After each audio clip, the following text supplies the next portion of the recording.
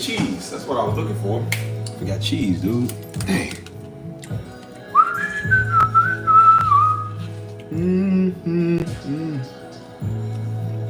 Hey, Lady C. What's up, y'all? I just got back from this little musical event, so I figured I'd go live twice. I've been going live a lot, man, because I be liking to talk to y'all. I know y'all like it, so I'm gonna do it for a short period of time, and then I'm gonna go off a live stream for probably like another year. The channel's almost a year old, y'all. Almost a year old. Yeah. Tomorrow, I think tomorrow or the day after tomorrow, I'll make it a year old. My first upload, so to celebrate, we got some strawberry shortcake ice cream. On me.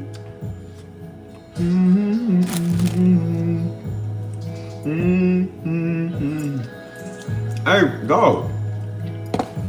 Bro, I sent you the Discord. Did you not get it? I told you we be in there. I'll be in there when you want music inquiries, bro. I sent you the Discord. You didn't get it?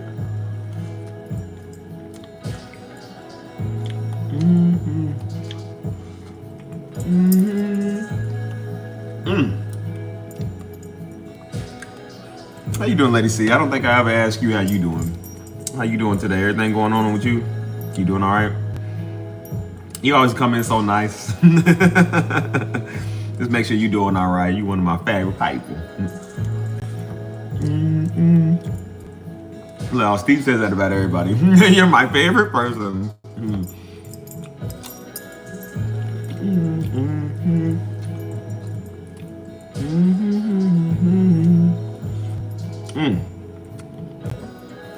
That's this new music program I gotta get. I'm about to get. It's like $600. No, it's like $603 actually. So, yes, I love all of it. What can I say? Sue. Yeah, what's up, y'all? What's good?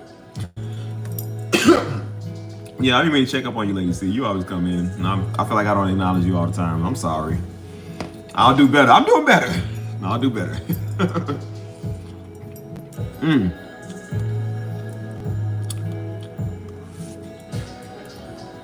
I don't know what's getting into me, man. I need to stop eating like this. But I told you, to celebrate with the channel being almost a year old tomorrow, I gotta check my first upload, but I think it's tomorrow, because tomorrow's the 24th, right? No. Yeah, 24th or 25th. I think it's the 25th was my first upload. And the channel gonna be a year old, man. When I took this phone that's on right here, and just decided to just go outside and start this, and now look what we at, man. Look what we got. You know what I'm saying? So 365 days, bro. Do I? Oh, well, maybe I forget, but I feel like I can acknowledge you again, Lady C. I hate when you have to go to bed. You're like, I gotta go to bed, but good night. I'm like, I'll catch y'all, man. Because I'll be up to like 5. 5 in the morning.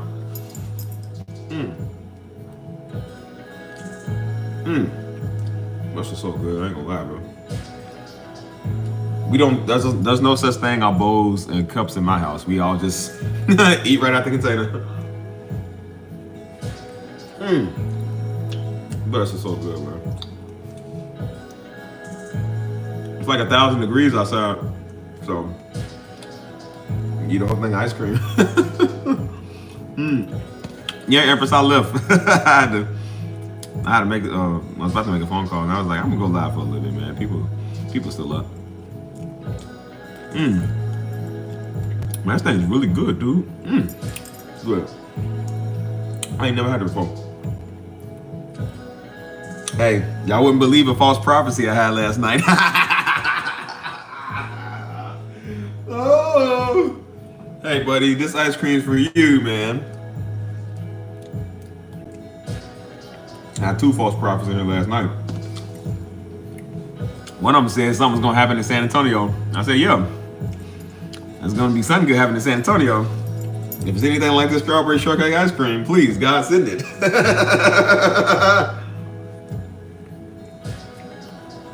I said, San Antonio's biblical, it's in the Bible. I was like, okay, sure. Yeah, dude, check the link out, bro. That's a private Discord over there where we talk about music. So if you looking for music, bro, hit me up there because I can't hit you up on YouTube. So hit me there. Woo. So I'm a they said out of all the places in the Bible, San Antonio is good. Okay. It just happens to be the city that I'm in. You know, Pastor Darby's son, the one that you want to talk to, it just happens to be in the Bible. Right, sure. Not Los Angeles, not Jerusalem, not Bethlehem, not Rome, but San Antonio. Okay, sure.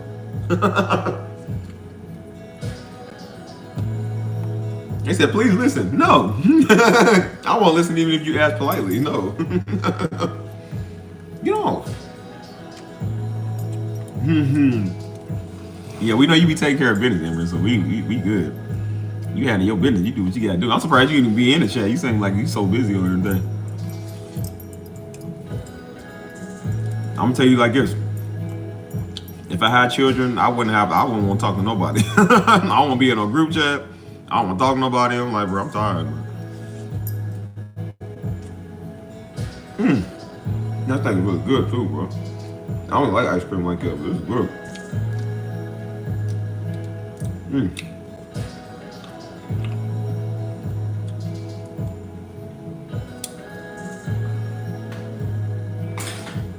I'm gonna save it for later though, because I can't eat the whole thing. So, knowing me, I really will. I'll eat the whole thing. Like, I don't know what's wrong with me. I think eating junk food is also a sign of trauma. No.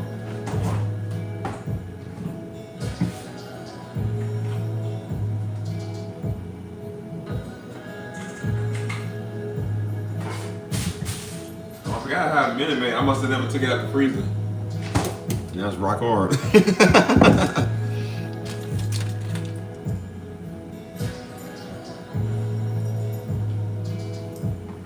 But yeah, I don't know, man. I think I go live now to piss people off.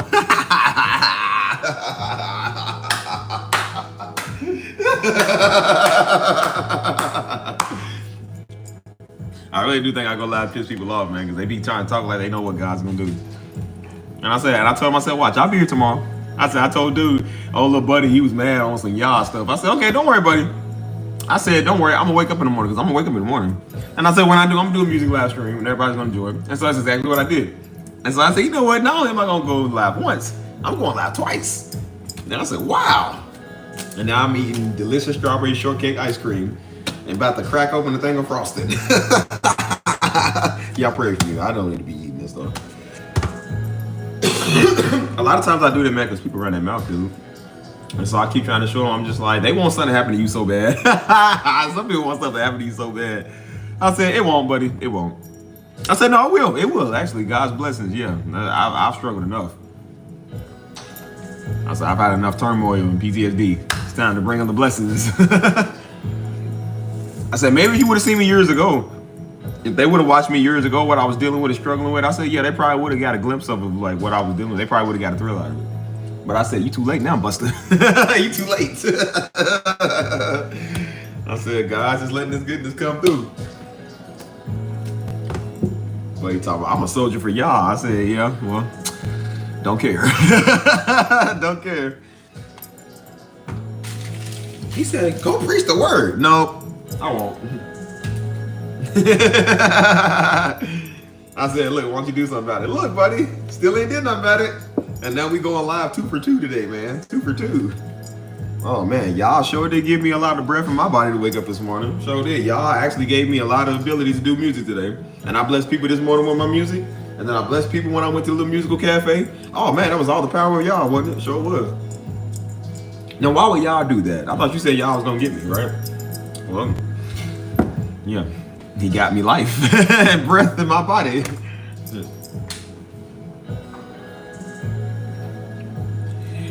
Get a life. Please get a life.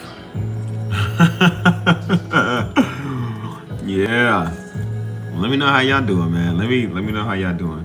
We did a 10-hour live stream last night, y'all, so I ain't gonna lie to you, I'm still a little tired, you know what I'm saying? I gotta be up a little early in the morning too, but I don't even care, man.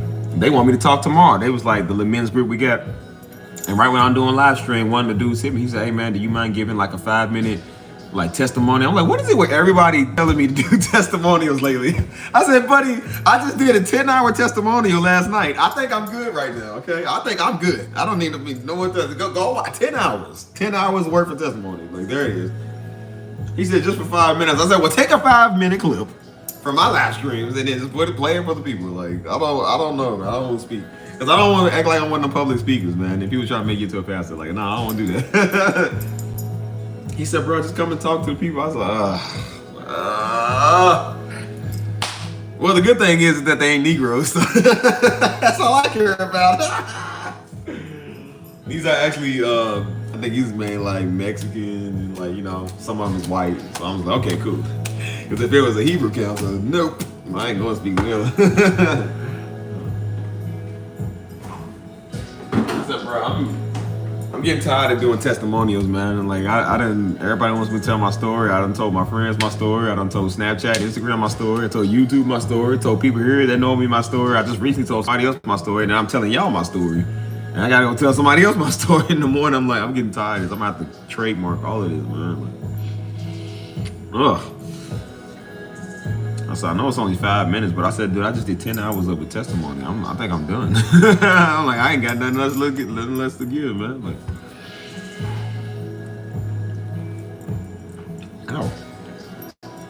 Let's go get a drink and go sit outside, y'all.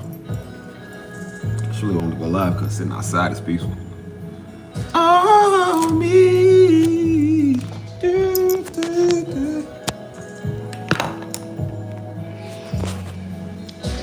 You wouldn't believe the night we had yesterday.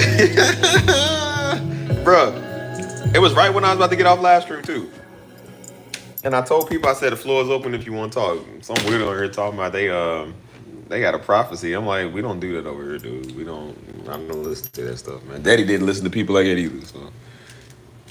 I'm really convinced that people think we be like stupid, son. I was like, bro. She said, I got a prophecy, but you know you don't. When I'm on Discord, whenever I get a chance, I try to treat it like my actual text messaging system, like on my phone, but I suck at texting too, so sometimes. Unless you're beautiful, and then I'll text you back within 3 seconds. But other than that, yeah, I'm on Discord every day, so, you know, usually I pop in and out, so just go over there and catch me over there. Yeah, that's so weirdo talking about she got a prophecy. I'm like, bro, stop coming with that stuff. Steve don't care. Even if you do, I don't want to hear it. Leave me alone. Damn, y'all weird.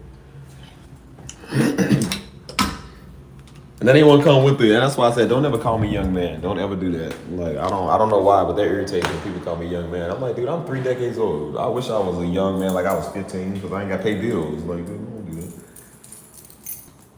Ain't no young man paying no bills. Don't ever call me young man. And I said, that's how you know it was an old nigga. Like, don't ever call me that. I don't want old niggas on this channel. Say, young man, let me tell you something. You can't tell me nothing. I don't hear you. Come on, Empress. Don't put me out there like that. Don't do that to me. Only certain people have that effect. Everybody else, I don't know.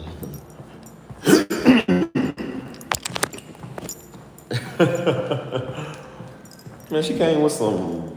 What did she say, man? Something about she said, I was walking past crickets, and this old jigaboo talking about, that's why the crickets out there is quiet, because my words falling on deaf ears or something. I was like, yeah, because your word sucks. That's why.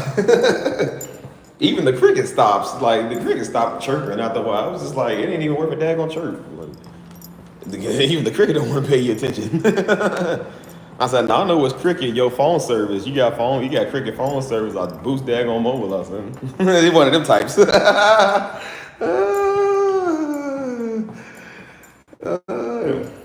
Hey, leave my response time alone, y'all. I'll respond whenever I daggone feel like it. And I'm not a simp, y'all. I do things for certain people. Like, I remember at my old job, like, it's one girl, she needed help. She was a little short little thing. She was cute. She needed help getting this table or whatever. So I said, all right, I got you. So I said, well, just meet me downstairs with her. She said, okay, cool. So I met her downstairs. So everybody said, "What you doing with this right here?" And I said, oh, I just brought this down. They was like, "What?" I said, "Because the old girl told." She said, "Just she want to help, so I helped her." They said, yeah, I know." I said, "Shut up, it's not like that." I said, "No." They said, "Yeah, you wouldn't do it. She was ugly." I said, "Man, I give out a helping response to anybody. Daggone, what are you talking about?" Hold on, y'all. Let me use my let me use my wallet. Hold on, 1 second. Man, this thing. What is this thing talking about? It's unavailable to accept a card. Like, how are you supposed to accept money? I should just break it. We don't need a drink, y'all. We got plenty in the house. We'll just go outside now. Yeah, I remember her name was Daniela. Daniela, little short Mexican. Yeah. Big old little eyes. I was like, oh, let's go through the gym, y'all. We'll go through the gym way. They said, "Oh, I said, yeah, you getting it? What's her name?" I said, "Well, she told me to." They said, "Do you do what everybody tells you to?" I said, "Absolutely not." They said, "So why you do what she tell you?" I said, "Because she's pretty. That's why."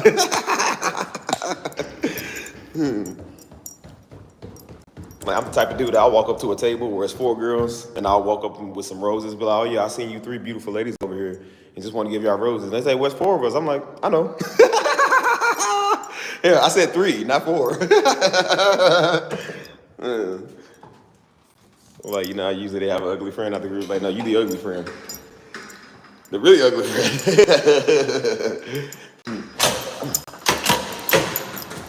I'm like, "Girl, I can count on those 4 of y'all." I said 3 beautiful ladies. I didn't say 4 beautiful ladies.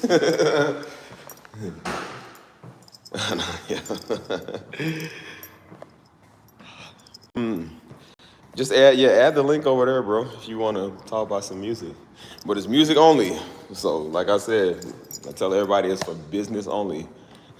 Don't be blowing up my line in the middle of the night talking about, "Steve, I gotta talk to you." "Steve, I'm going through it. It's going about to make me choke or crazy. Steve, I need your help." Because Steve is not going to help you. Steve is asleep. And I would turn my phone up extra hard. Like, I do not talk to people when I'm asleep, bro. People be hitting me. They be like, "You up? Why?" You're like, "Yeah, I'm up. I'm not going nowhere." "Why you asking?" They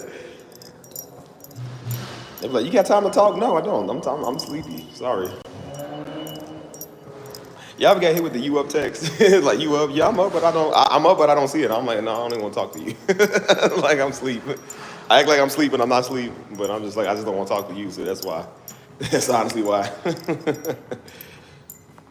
So yeah. Oh, excuse me. Yeah, let me know I'm not frozen. Oh.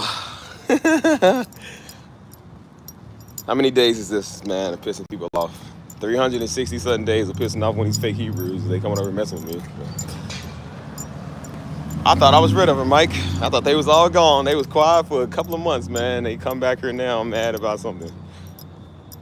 You can never get them all. You can get 1, you can get 3, but you can never get them all, man. Hey.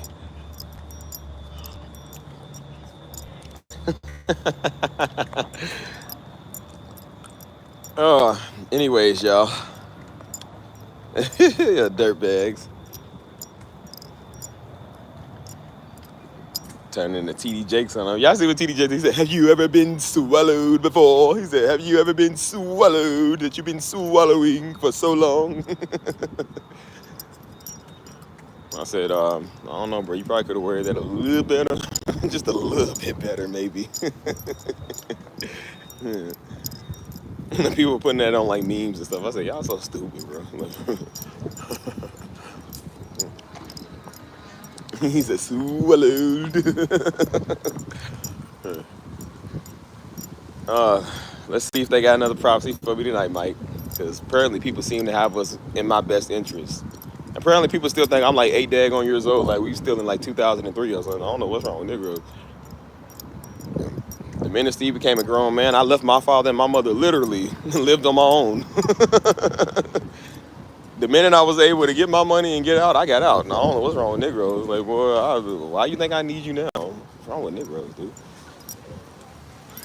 So I said, people just they be so weird and daggone mental they self, man. Something's wrong with them. You gotta be mental trying to tell me stuff when I told you not to. Like, you still trying to tell me stuff. This is dumb. I don't know how many times I got to implement it. Don't come over here trying to give me a prophecy. You are not called to give prophecies. And I don't care even if you was. I don't want to hear it. Nobody cares. Like, bro, people really think that they are so daggone deep. They said, no, I got to tell you. Like, out of all the places, out of all the people. And then they try to say, well, everybody else listen. I said, that's because everybody else is stupid. Like, I'm not stupid. They listen to you because they don't have discernment. I do. So.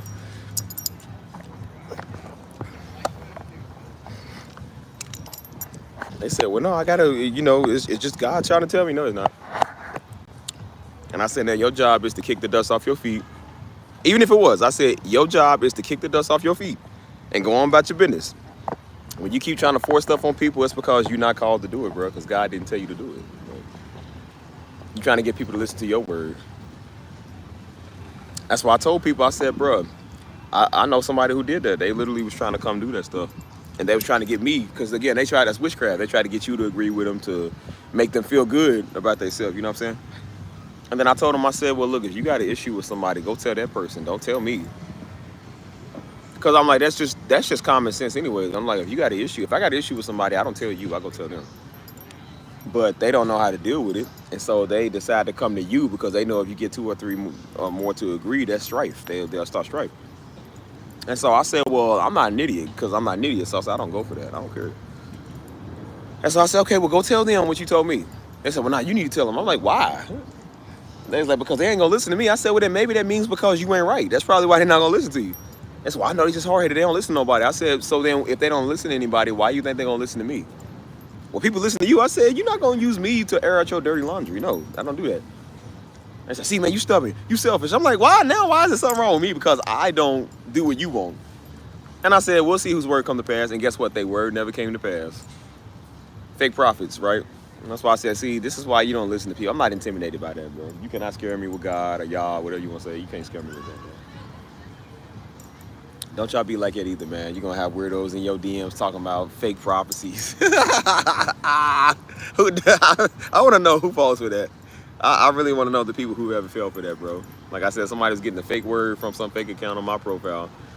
And they talking about, oh, it was a nice prophecy. I said, boy, I ain't never gave out nobody a prophecy a day in my life, and I never will. I don't know what that is. Like, what are you talking about? And they actually paid to get a prophecy. Scam 2025, boy. If I was a scam con man, I would do that. You ain't gotta get people's credit card numbers and info. Like I say, you got rob they rob they chase bank accounts or nothing. You just go offer them a free word or a word for $1.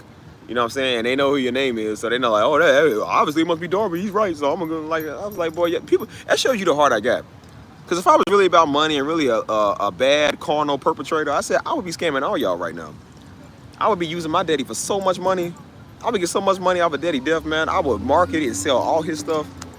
I don't care, man. I don't even want people to know Darby. I don't even want people over here. You know what I'm saying?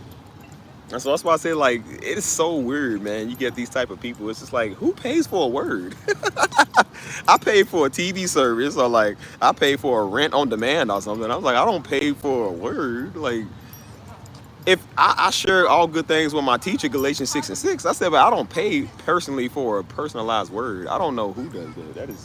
That is beyond weird to me. Like, and I said, those are people who don't do nothing with their life, so they have to have somebody make them feel good. And I said, boy, I would be in the biggest scheme industry in the world, dude. Like, I would literally be scheming everybody, dude, if I was like that. Because it ain't hard. I said, people just want a word and you can give them a fake word and get paid. That's easy money right there. The easiest money I'm sitting on right now is Darby name. I could literally go make some easy money off of Darby name. I don't, because I don't care about money. I don't care about that money. I said, dude, I do this because I love doing this. I ain't no con man. If I was a wicked dude, I'd be scamming everybody. I said, I don't do that. You know what I'm saying? Because I have a heart and I have a purpose. You know what I'm saying? I've always liked working and making stuff on my own, bro. That's why I've always like worked. I've always had my own job, my own stuff. I'm like, I don't want Daddy's money. I don't want nobody's money, man. I like to make my own. If you feel compelled to give, I'm not gonna stop you. But at the same time, I don't beg and ask nobody for nothing, man. I don't need a prophecy, and I ain't gonna give you a prophecy either, man. Like, it's just common sense. I do what God tells me to do. He blesses me with money. I mean, obviously. I mean, I don't need to go scam people out their bread, dude. That's wrong. I'm like, that's a special judgment for people like that, man. Like, that's so weird. Like, what's wrong with y'all fools? I don't know, man. Talk to me, people.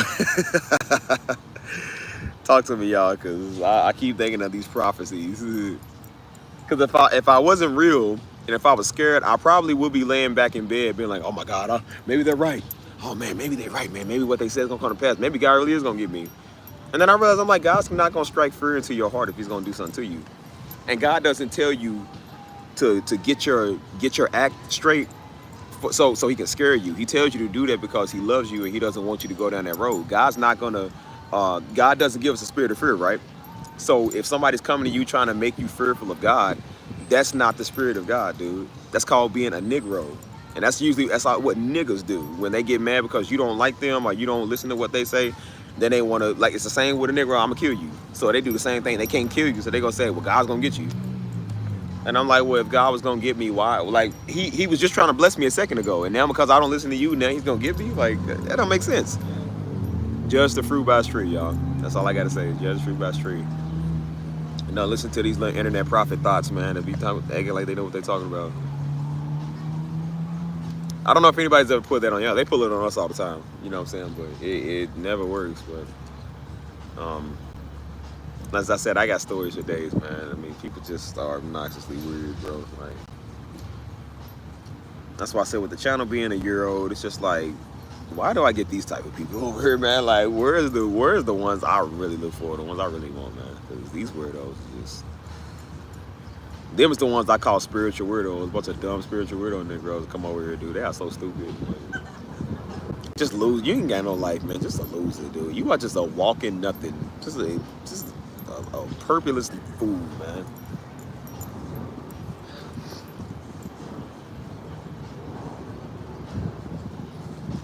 I hate to say it, boy. I would listen to Beyonce's word before I listen to yours. I don't like nothing Beyonce. I'll listen to her before I listen to you, dude. Like, that says something. Like, bro, that's bad, bro. People are such fools, man. And so really why I continue to do a lot of this channel, man, even though I don't even care about this channel like that no more, but really why I continue to do this is because I know it pisses people off. And anything I can do to piss people off, I like it. I love pissing everybody off, bro. I do. I piss people off for a living. Because I'm like, I don't care. You can't tame me, dude, because you mad at me. Again, I don't have no issues with nobody. But when you got bad blood coming over here messing with me because your mama's stupid, like, don't be mad at me because your mama's dumb. Like, my mama's not, yours is. Like, you came here, so don't come over here mad at me now. Like, you should have thought about that before you came over here running that mouth. Negroes run that mouth and then they get their just desserts and they don't like it. You know what I'm saying? They are silly, man. So that's why I said, bro, mind your beeswax. Who's listening, y'all? Let me know who's listening. Let's have a combo. Today's topic is false prophets. Let's talk about false prophets. Oh, man. Hey, Zenobia. How you doing? She's always a nice one. That's why I say I like the nice ones, man. Can't say the same for everybody else. Got a bunch of false prophets on my page. A bunch of tarot card readers. Oh, man. What time is it, bro? 10:27. I don't know how long I'm gonna be on here. But again, a lot of times I go live just to piss people off, man. Show them I'm still standing. Been making that noise with your mouth, and I said, look what I got. Still doing good, so. Oh, man. Yeah, loves me the big girl. This is my favorite. Need a little plumpness in my life.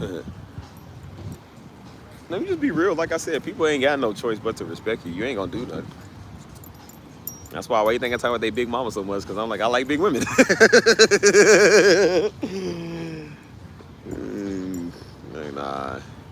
Nah, she ain't a BBW, she's just a BBB. A big back baby. A big back bunny. Yep, snow bunny. My time. Yeah, I love my big women. Big girls need love too. Yeah, they over here taking like pictures. They just came over here now. They like taking pictures or something. Well, I know I stand out in y'all pictures. It's gonna get y'all views. Just, email me a check when y'all get a chance. Everybody looking at them little thoughts, man. Come on. I don't know what they say. Yeah, they come over with that old fake word. Boy, ain't nobody listen to no fake word, dude. I don't think I've ever listened to anybody's word. I ain't gonna lie to you, bro. I've never listened to nobody's word. Except daddies. Daddies and mamas, and they don't come and give me word like that, so I don't really care. You know what I'm saying? Like, I don't know what people do with their life, man. Like, I really be wondering, like, how did you get to this spot in your life, dude? What did you ever do? Like, who beat you up? Or like, who took your girl? Like, what's wrong with you? All right, at this point, I don't even want to know. hey, y'all. Even though a little false prophet couldn't get them big girls. yeah. I know why he want me to be a man like Darby, because he can't get the girls he wants. Like, yeah, don't worry, buddy. I can get the big ones. I can get the little ones. Don't worry. You can't. Buddy with his old fat Polish sausage lip, like what? Read steps. What does that mean? You ever read steps? Read steps? What does that mean? If it's reading, I don't read. First off, let me just go ahead and correct you there. I don't read. Look, now he starts taking pictures on the steps. Man. Well, I shouldn't call them thoughts. I don't know. They probably nice people. They're probably really good girls. Look, I can't call people that. That's why I said Steve unapologetic, bro. I'll just say whatever.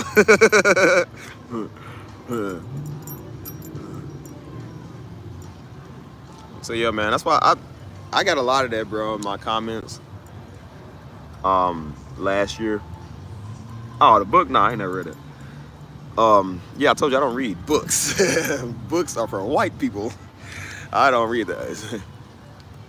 What's up, Hazel? Yeah, I seen your Discord mic was acting up. I said, dang, she don't like us no more. She thinks she's all that. Too good for us. It's because you got hazel brown eyes. Pretty brown eyes. Nah, that's why I said when people don't with that little fake word, I don't listen to that stuff, dude. I could care less anyways. I'm like, bro, don't come to me with that. I don't care. I read my own word. I don't listen to everybody anyways. That's why she tried to come over with some prophecy talking about, well, did you know the Lord? I said, hey, look, I got a prophecy for you. I said, did you know that the Lord is about to boot you from my chat? And then we booted her. I said, did the Lord tell you about to get booted? And then we booted her. I said, voila, the prophecy. I said, oh, the prophecy came true. So she came back with another one. I'm back.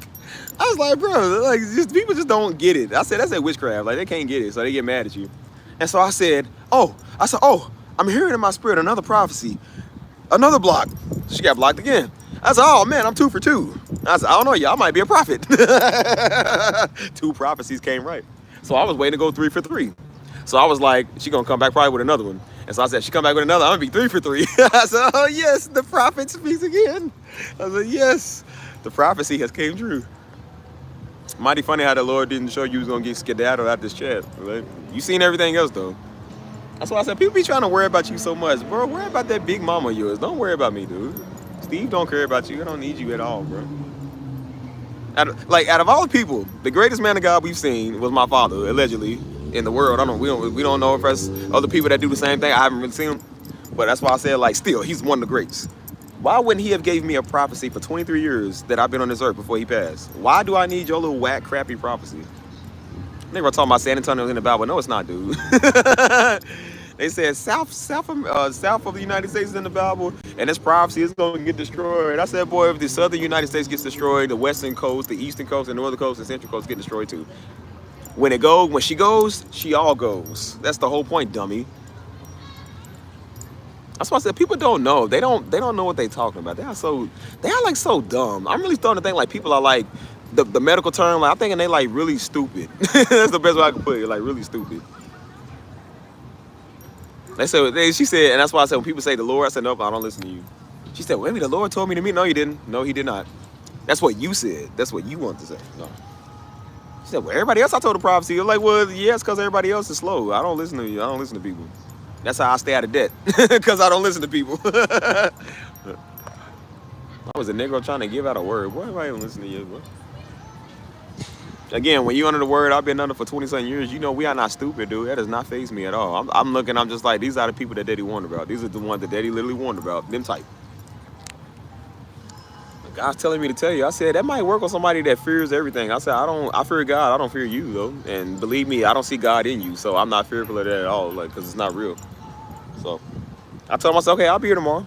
I was like, all right, well, let's see what God does. I said, I'll be here tomorrow. If God decides to destroy San Antonio, I'm still here, whatever. Like, it's better than being destroyed in Louisville. So I'm like, it's whatever. At this point, they don't even know. I don't want to die at all. But I said, I already prayed my prayer. I said, Lord, don't let me be miserable in Louisville. You know what I'm saying?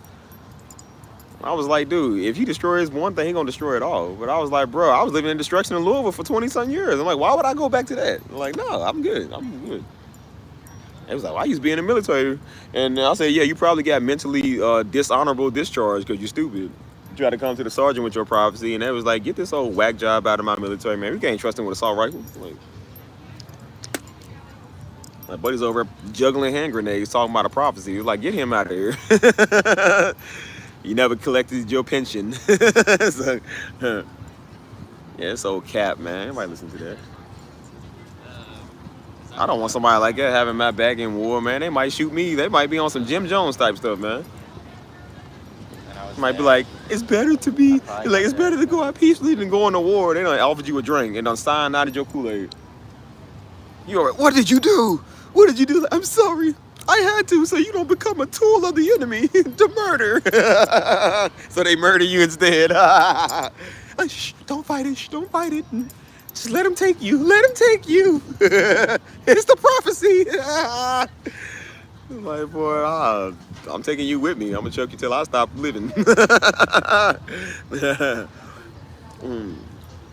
Yeah, it's good to be back, man. Laughter is the best medicine. I laugh more at these old fake whack job prophets, man. They are so stupid, bro. I said, it's probably some dumb Hebrew Israelite Negro messing with people. I wouldn't be surprised. I had another Hebrew Israelite, one of them little dumb little wild freaks in here. I can't stand y'all Negroes, bro. I guarantee you, when the word of God is outlawed, them is going to be the Negroes that are the quietest of the quietest, boy. They going to join in and they going to sell you out. They going to sell out everybody. I said, yeah, that y'all is not going to save you when the word of God's outlawed, buddy. It's not. I'm trying to tell you now. They don't need to save you now, so I don't know what you doing.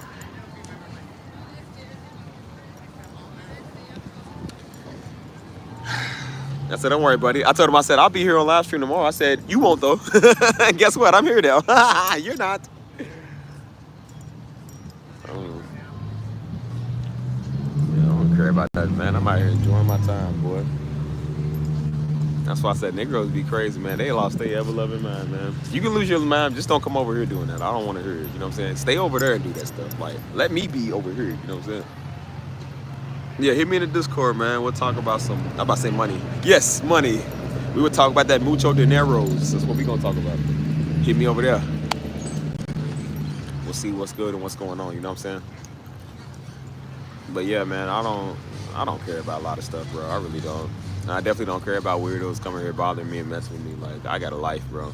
I got a life to live. And so, if you ain't gonna live it, then kick rocks. Leave me alone. Like, oh, yeah, look, the girls are circling back. They about to come over here. No, you can't have me. I'm sorry. I'm reserved for a better one. Sorry.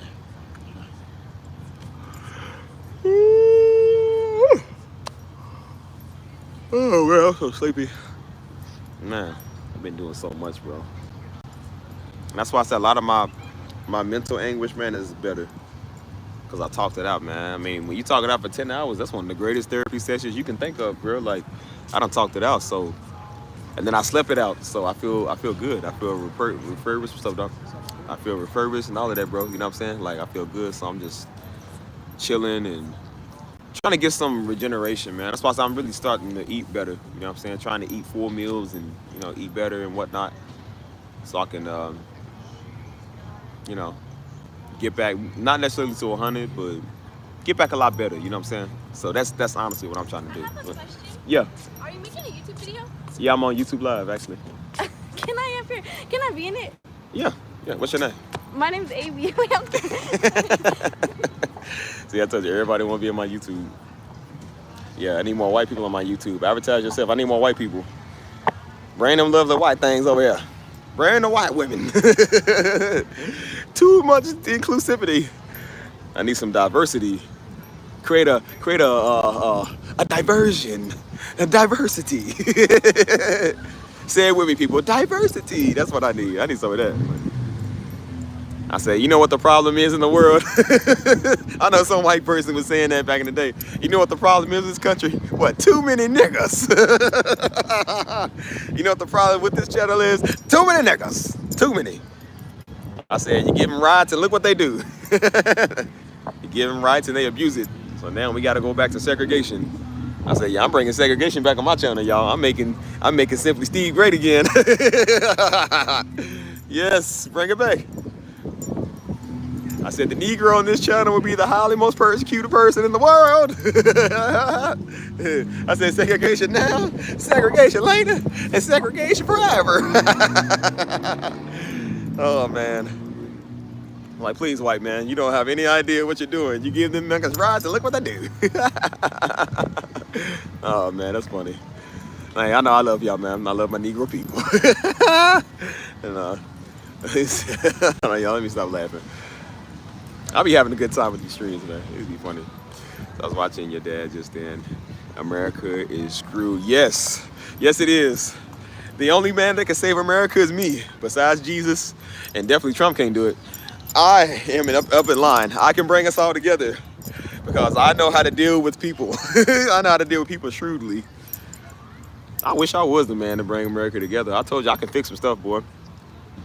I got the Native Americans, I got the Latinos, I got everybody, man. I said white people. White people. I said, I really don't know who I would get first, man. Will I get the Negroes that talk too much, or would I go ahead and deal with the white society for all the years they done did?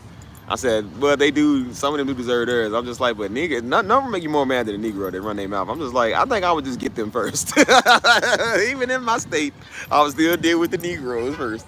So, can't stand Negroes, man. Run their mouth.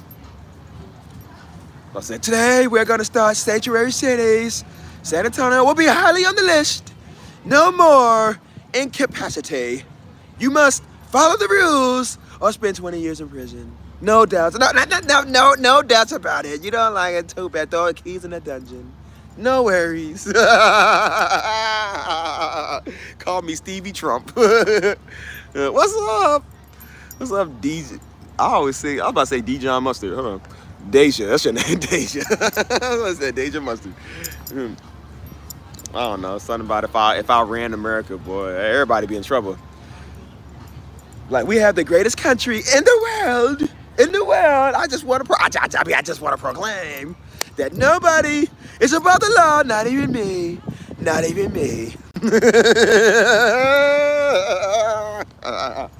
Oh boy.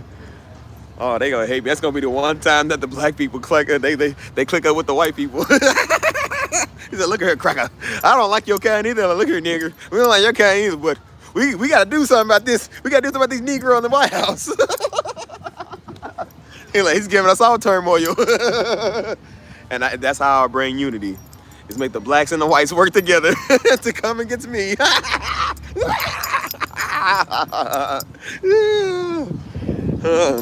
And then when I finally do that, I get them all on one accord. If they still try to get me, I'm just gonna nuke all of them. Drone strikes.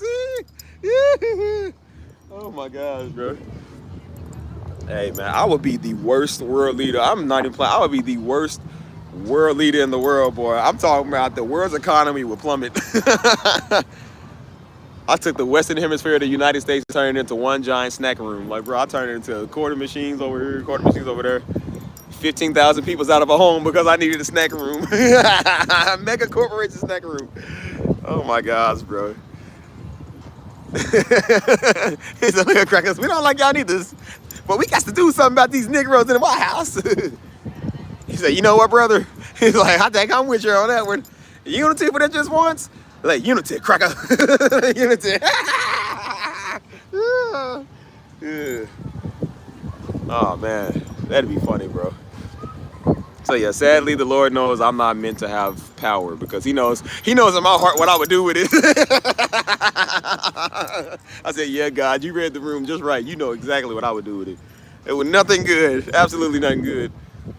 Oh my gosh. No, I had a terrible day, but this is just me on medication. Yeah, I'm feeling better. I took my medication. Nah, Steve's not on medication, y'all. That's just a joke. It's a metaphor. Nah, I had a good day. Today was great. Hey, man. What's wrong with me? What is wrong with me? I don't even think a CAT scan can tell that, bro. Like, something wrong with Steve. But yeah, that's why I said I had 2 fake prophets yesterday come over here. Old little Stu Pickles, man, with his little crappy words trying to come over here. So, boy, go watch Tommy Pickles and leave me alone. Come over and mess with me. Creed 2? I don't think I've seen Creed 2. I've seen Creed 1 and Creed 3. What was I talking about? I don't know how I even get on that. Hey, bro. Yesterday, they was in my church. They had some, cause you know we dealing with a lot of immigration here in this city, like all over the country, but this city dealing with it too. So this church is, of course, it's mainly Mexican. You know what I'm saying? And so they was just like, you know, a lot of people that are conservative and a lot of people are not. You know what I'm saying? But the pastor, that's why I said I love this dude, because whatever he is, I don't know what side he rocks and I don't care. He even said, look, he said, I'm for the side of Christ. He said, I don't care about who's in that White House. He said, I care about Christ. And so he said, look, it's still our job to pray for our world leaders. And so he said, look, God, he said, I pray for Trump that you touch his heart for him to do the right thing. He said, I pray for the people that's being ripped away from their families, you know what I'm saying? Like the fathers being pulled away from their kids, the mothers and all of that. And so he does the right thing, man. That's why I say I love this dude, because he loves God, man. And you could tell he's passionate about God like Daddy was, you know what I'm saying? And so he was like, yeah, we have like some immigration people, or like somebody that knows how to deal with some of that stuff without people getting like deported and whatever. And so he was just like, you know, just if y'all need to know anything, talk to this person, you know. And that's good that they letting them know that, man, because people are starting to see it's just like, this is getting crazy, man. It's getting like ridiculous out here. Like it's so bad, they had ICE agents arresting other ICE agents. Like that's how bad these people want you. They arresting each other and don't even know they're ICE agents. Like, it's just crazy, dude. So that's why I said it's just getting to a point where it's just like, nah, this is and notice they all coming to get the Mexicans. You know what I'm saying? They ain't coming to get the illegal Europeans. They ain't coming to get the Swedens and people over here that are just on expired visas. They ain't coming to get them. Like, why y'all trying to get all the Mexicans for? Like, yeah, we know why. We know exactly why. I said, how about this? That's why, and I said that's what I would do if I was dictator. I said it would be white people starting to feel it. Oh man, the greatest mass exodus you have ever seen. I'm telling you, boy, the greatest mass exodus you ever seen. I believe one day it's gonna happen. When God come back on that New Jerusalem, he gonna be like, now you get out.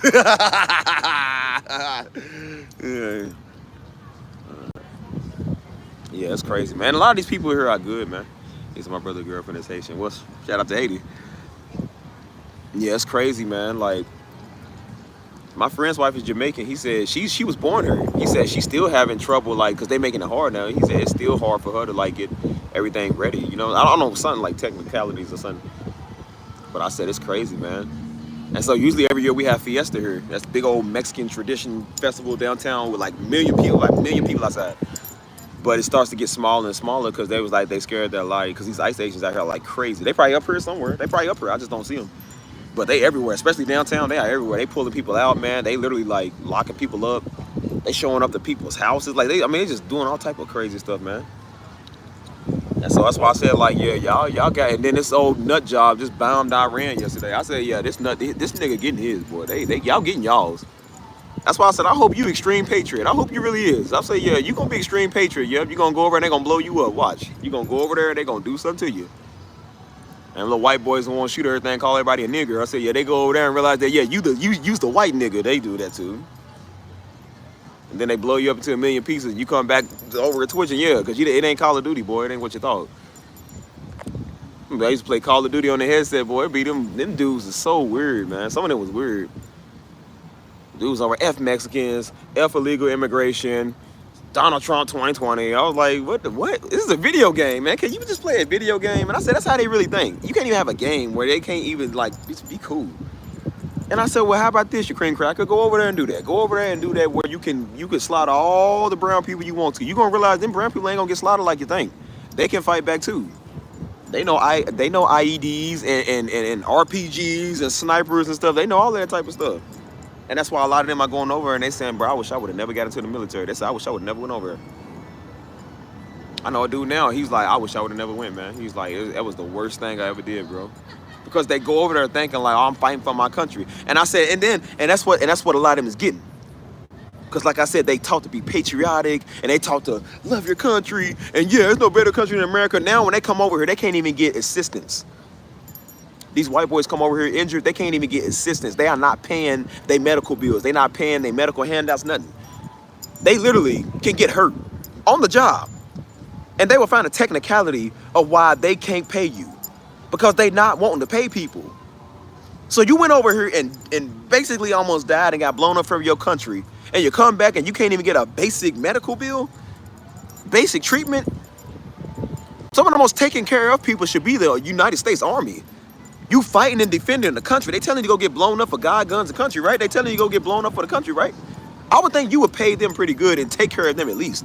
You got veterans out there on the corner because they don't even take care of their own kind. And I said, that's also white people's justice right there. They don't even care about you, and you a white patriot. They went over and fought for them. So they showing you right there that your life don't even matter. See?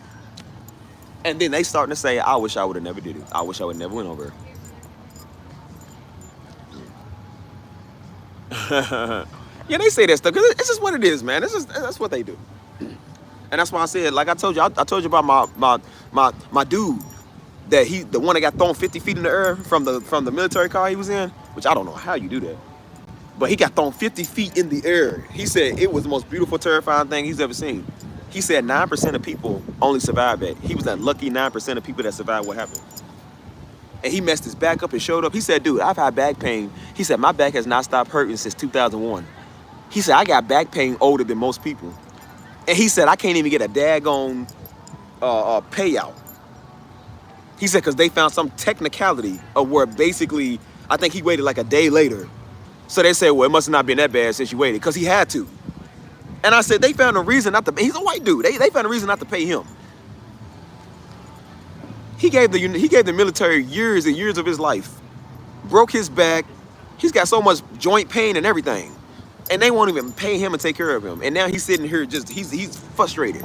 He said, man, I done rode into Trump. He said, we got Ted Cruz here. He said, I done rode into the presidency, the White House, everything. He said, I'm trying to find somebody that can help me.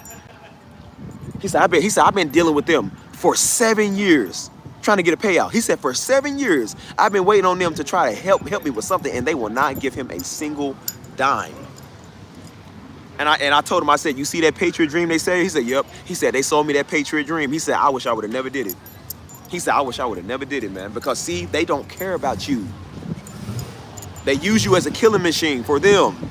And then when they done with you, you end up out there on the corner with a sign talking about veteran, we'll work for money, please help. And I see that and it pisses me off. I'm just like, this is the person we treat like that that's fighting in our war? This is how you treat your killing machine? This is what they are to you? How much money is in the United States military? We talking about billions of dollars. You can't even give them a couple of thousand to help themselves? They hurt themselves doing what you told them to do. If they defy your orders, they lock you up. Every man, every United States man, every American male, at the age of 18, you have to sign up for the draft. You have to sign up. I had to do that when I turned 18. Every American male has to sign up for the draft. If you don't, they will lock you up. If you don't go to the draft when they tell you to, they'll lock you up. So even if I don't do what you tell me to, you'll lock me up. But you won't pay me when I go get hurt doing what you commanded me to go do. You won't take care of me. But you'll lock me up if I don't do, like, yeah, and there's going to be a lot of people that rather get locked up. I ain't going there. That's why I said, I'm like, because I thought back in 2020, I thought they was doing a World War III too. So I said, I'm not doing it. And I told Mom, I said, Mom, they're going to have to lock me up. I said, I ain't going to no draft.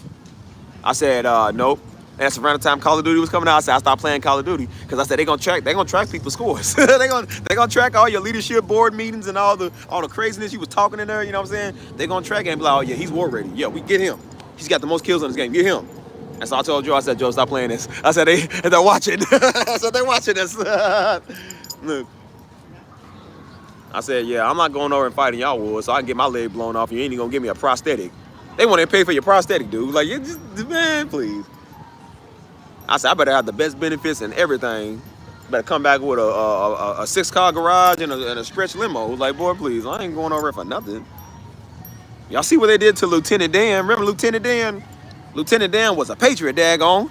He went over and fought for his country, got his legs blown off, still shooting at the enemy. He ended out there on the corner in the wheelchair. They ain't care about this dude. They don't care about you, dude. And I said that's also white people's way of starting to see, like, yeah, that American dream, and that's what Daddy said, the white people dream, that American dream they sold you, it's a lie.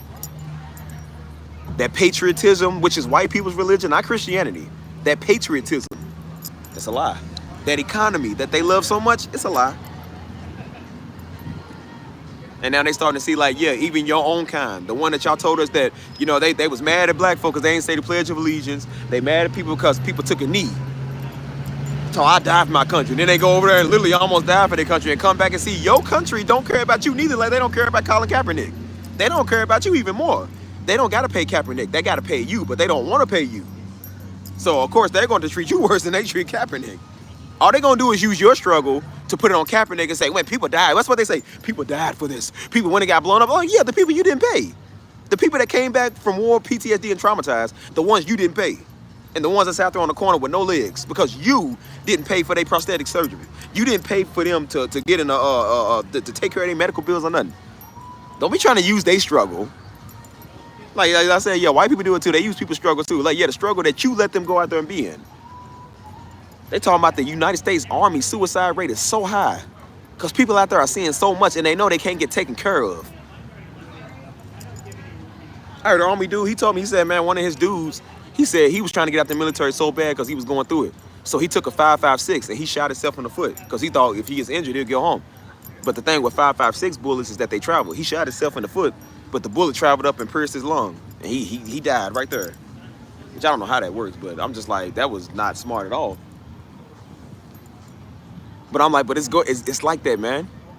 He even told me too, he said, bro, he was dealing with this called the VA. He said, I was dealing with the VA a lot, dude. He said, they wasn't even trying to give me mine. Like, they don't try to give nobody nothing. One of my other dudes, he fell out the helicopter. He literally fell out the helicopter, dude. Like, I think he was like 2 stories up. He fell out the helicopter on his back.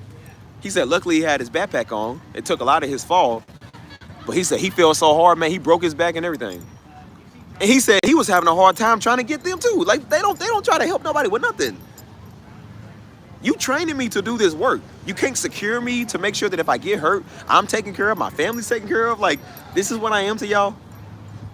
And watch you defy order from there and they'll lock you up. But they ain't gonna pay you though. It's like, well then if you ain't gonna pay me, I don't gotta listen to you. Like, I'm not listening to you. And so that's why they said everybody in the military need to have a cool. Just be like, nope, I ain't doing this. Nope, we ain't going to work today. Nope, I'm not going to defend the base. Nope, I'm not doing that. Can't lock them all up. That's crazy, man. But I told you, as bad as that is, I said that is, a lot of that is also their judgment too, man. Because again, we fighting these senseless wars, man. And I told people, I said, I'm not going over killing people in the name of God. I'm not killing people in the name of our Lord and Savior. What they said is our Lord and Savior. Like, no, they ain't talking about God, Jehovah. They talking about God as in the economy and the American dream. That's what they talking about. I said, I'm not okay with blowing people up, talking about, yeah, man, God wanted me to drone strike them. Why? Why?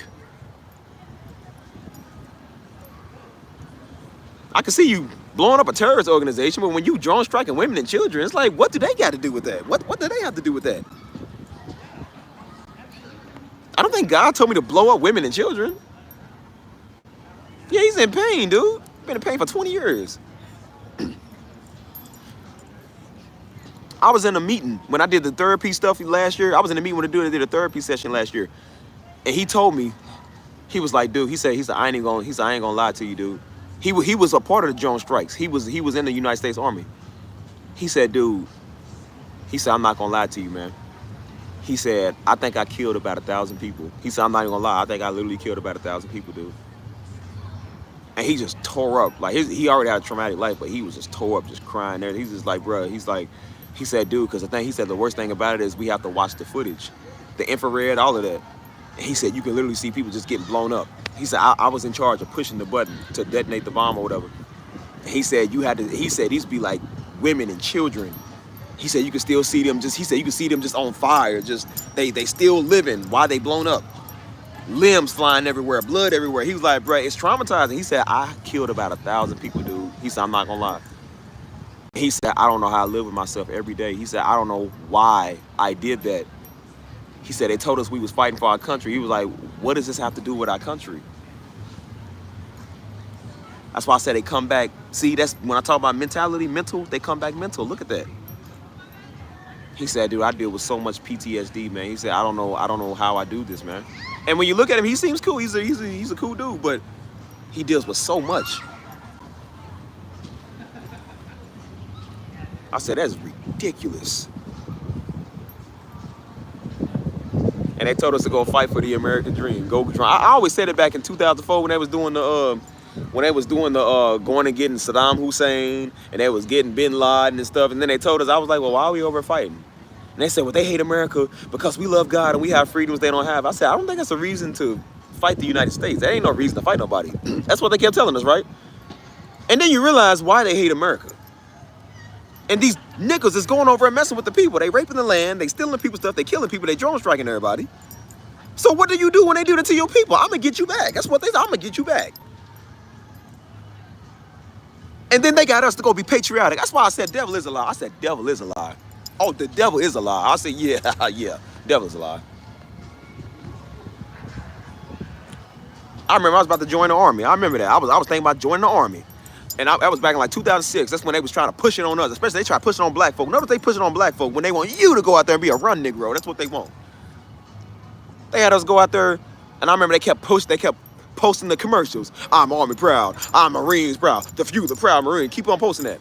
And so I remember that's when I started working out. I was trying to work out and stuff. And I told mom and daddy, I said, yeah, mom and daddy, I want to go to the army. And so he said, nah, boy. He said, don't. He said, don't go to the army, son. He said, that ain't for us, man.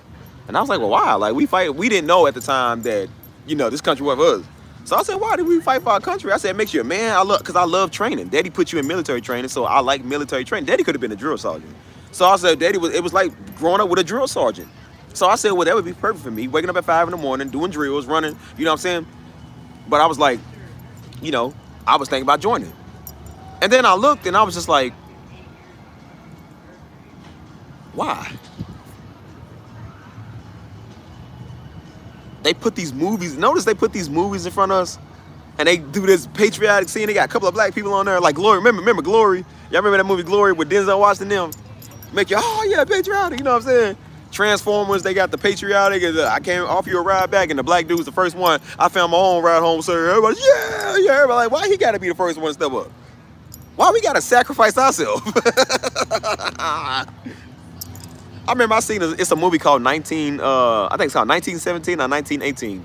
Good movie, really good movie, man.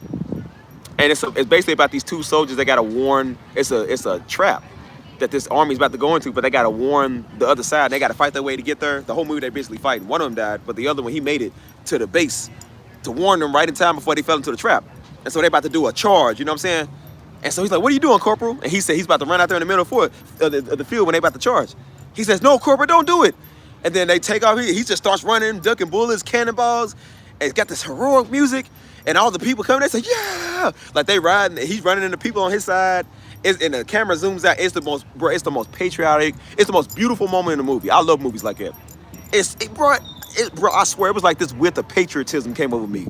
I had this whiff of patriotism. I was like, yeah. I said, oh, devil is a lie. I said, that's how they get you. I said, oh, the devil is a lie. I said, man, I ain't no patriot. Because I'm like, yeah. I said, yeah. Because they give you that American fighting spirit. I said, nah. Nah, it ain't going to work on me. I told Mom, I said, Mama, devil's a lie. They almost got me. Because they make you feel patriotic, like you about to go under there and you about to go and fight for your country. And because they give you that beautiful moment, that heroic moment. He's dodging cannonballs and explosions and people getting shot and he's still making it. He runs all the way to the other side. It's the most beautiful part in the movie. And I love beautiful scenery. And I was just like, man, it gives you that whiff of patriotism. I said, oh, nah. I said, nah, I ain't no patriot. I said, nah, it ain't for us. I said, nah, I'm not fighting y'all wars because y'all go over and mess with everybody. They ain't got no issue with me. I said, they got an issue with y'all because of what y'all doing. And even the dude told me in the military, he said, dude, we trained the Taliban. He said, we was the one that trained the Taliban. He said, they tried to give the narrative that the Taliban, he said, we trained them. He said, we was over there guarding they poppy fields. Because you know heroin comes from poppies, right? They was over there guarding the poppy fields in Afghanistan. That's what the war was about. He said, we trained the Taliban then. We was the ones that did it. I said, but bro, and I said it's funny because they told us that y'all was the ones that was doing stuff. They told us that y'all was the ones that just hated the United. Why do you randomly, out of all the countries, hate the United States? Why the United States? You're right next door to Pakistan, you're right next door to Iraq, you got China over there. Why do you randomly hate the United States? What did the United States do to you? And then I start saying, what did they do to you? And then you found out what they did. Crazy. And they tell you, they say, you're looking at a future Navy SEAL. I say, yep, you're going to realize being a Navy SEAL ain't what you think. They got Negroes dying out there trying to be Navy SEAls. That training is so severe, some of them die. Trying to prove something. What do you got to prove? What is it with these white Negroes? Like, you got to prove everything. Like, dude, you ain't got to prove nothing. That's why I said, I don't think there's nobody harder than a Navy SEAL. If you can pass that training, you are one of the toughest human beings alive. I really think so. As good as they say some of the other armies in the world, I think they say Israel got the best army. I don't believe it. I believe that the United States has the best, the strongest when it comes to the Delta Corps and the Navy SEALs. I don't think there's nobody tougher than the Navy SEAL. I do not think so. But I said, but they start to realize, like, bro, like this ain't what you think. I remember a girl told me, the white girl I used to talk to, she said her brother-in-law, he was in the military. He was dealing with a lot of severe like PTSD. Because he was getting blown up and he was getting shot at and all type of stuff. She said he was so traumatized, he had episodes randomly. She was like, he would wake up choking his wife. Like he would literally just choke his wife, and he was speaking in Korean and speaking all type of stuff. I think he was speaking like Afghani or whatever language it was. And he woke up just choking her and stuff. And so she was just like, hey, they was like, yeah, he would pull out his gun, his knife, just like holding up to like he was losing it. And people was like, hey, you probably need to like get away from him for a minute. She's like, no, I just know he's dealing with some stuff. Like, what type of stuff have you seen that you literally having episodes? Like, you literally like jumping up. And so over time, he actually did get a little help and stuff. I think of course he still deal with it, but that stuff is real, man. That's why I said like your mental trauma, your mental health, that stuff is real, dude. Another one of my friends, her daddy was, he was also in, I think back in like the 80s or whatever, he was like a special ops or something like that. And there was times she said, yeah, he got held captive by the enemy. I think over in like Korea or whatever, he got held captive. But he was like a special op. Like he was like special. Like, so they like different soldiers. They like advanced, you know what I'm saying? And so she was like, yeah, he basically broke free, killed some of them, you know what I'm saying? But he got like, I think he got like part of his shoulder like blown off by a grenade or something like that. And so she was like, yeah, a lot of times he would just wake up just like jumping up, talking about career and stuff. Like they literally be like mental, dude. They mental state is gone, you know what I'm saying? And I said, dude, that stuff is crazy, man. I said, but they told you, fight for your country, man. God's with you. Like, yeah, God's gonna bless you if you fight for the country. And look what they come back with, dude. Look at the mental they come back with. So that's why I said a lot of these white people, they were sold a dream, man, and realized that they was actually sold alive, man. And so a lot of them are advocating of not joining the military, get out the military, man. They was like, because they was sold something. They was sold something that they thought was it. The same way when a lot of them, and again, I'm not against nobody to vote for Trump, but a lot of them wish they would have never voted for Trump because they started getting affected with it. When they stuff started getting cut and they lost their farms and their homes, they start realizing like everybody's not complaining no more. It's not just people complaining because they don't like an orange nigger on a suit. It's like, no, some people were saying they don't like some of the stuff he does because of his characteristics. And now when you get affected by it, now that's when everybody will see. It's like, yeah, now you want to speak out when you get hit. It's some of the same with what's going on. That's why I say I always heavily stood with the Mexicans, so I've always been with them. But a lot of them was saying like, because some of these Mexicans was not for that. Because a lot of them was trained to think they was white. So when we was doing the BLM, some Mexicans was like, nah, we ain't with that because they was far left or far right. And then they didn't understand, like, just because you vote for Trump or you try to be conservative, that doesn't make you white. It doesn't make you one of them. And now they starting to see that. They was like, well, I voted for him. I'm like, well, yeah, he don't care who you vote for him. Like, he don't care about you at all. He don't care about his own people. He don't even care about himself. And so now they starting to see, like, we weren't just complaining. People's not out there just complaining. They talking about what's really going on. And now when they getting pride away from their families and they getting pride, like, it sucks. And so that's why a lot of people was advising against being for any of this stuff, because whoever you vote for, they all gonna end up doing you wrong in the end. Whether it's him or her, they all gonna end up doing you wrong. So I said I would rather just be done wrong for a person I didn't even vote for. I'm not gonna be putting my faith in one party because I don't like the other one, just for the party to let me down even more. I think that's the most idiotic thing you can do. Because I said eventually Kamala probably would do this too. Everybody's gonna end up doing this. They say they not, but then they end up gonna be doing something stupid, bro. And then they're going, and if it ain't that, they're going to enforce something else, and then it's going to be something else that's just as bad, you know, and then eventually it's going to get to that, you know what I'm saying? But that's real, man. And that's why I said, like, people don't understand. It's like, you know, that's why I've been so heavy on the whole mental thing, because I said, dude, like, some of them be snapping, bro. It's like, yeah, they went over and thought that that's, like I said,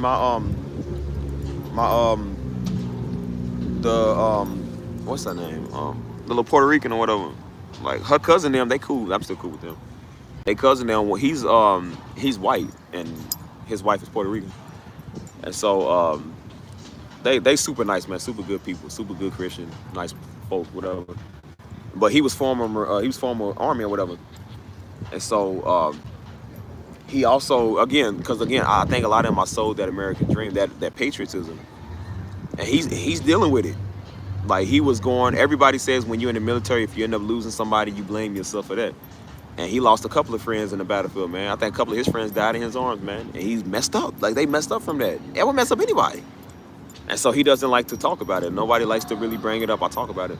And so when me and her and his wife was doing the program, and we was like, well, is he gonna do it? And she was like, I don't think he's ready to open up and talk about it. And we was like, okay, we understand that. Like, that's okay.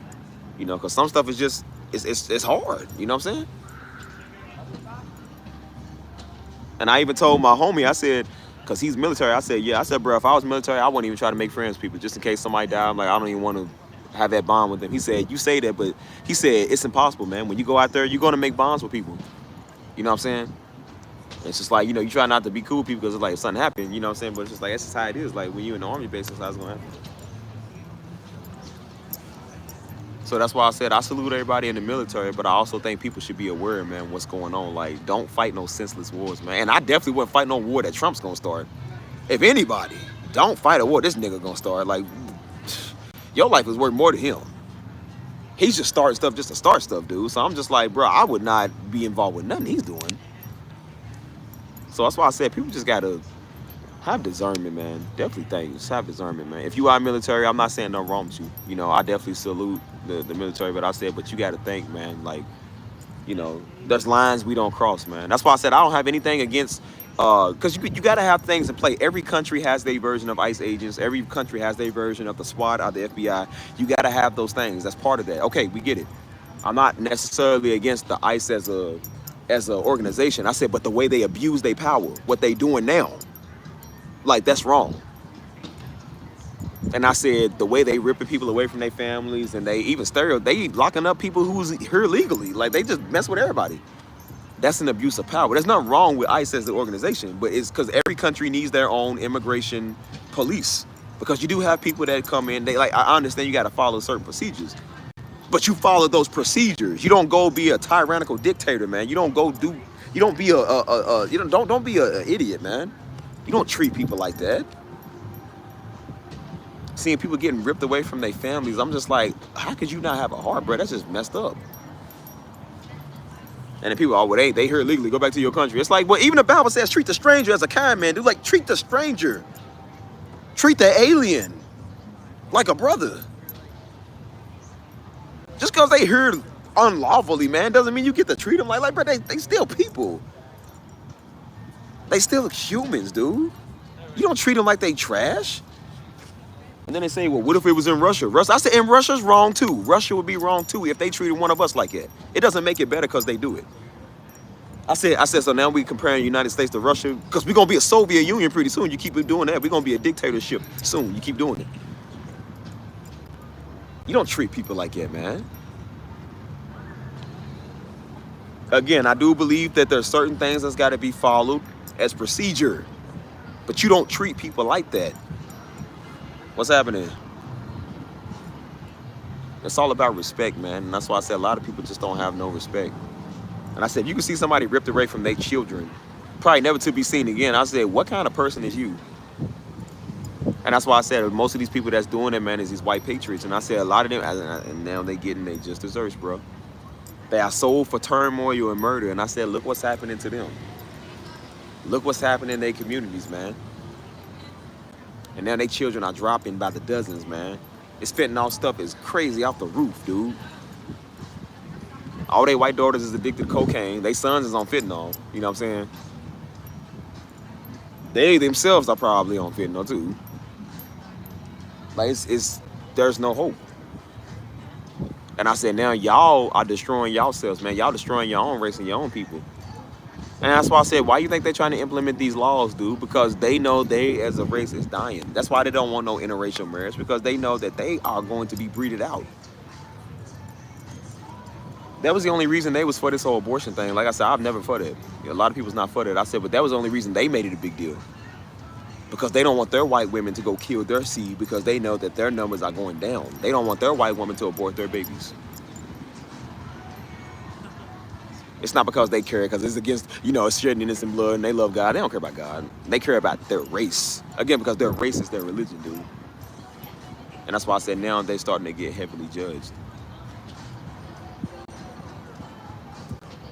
You put your sons in the military and then they coming back traumatized, or they end up in a body bag.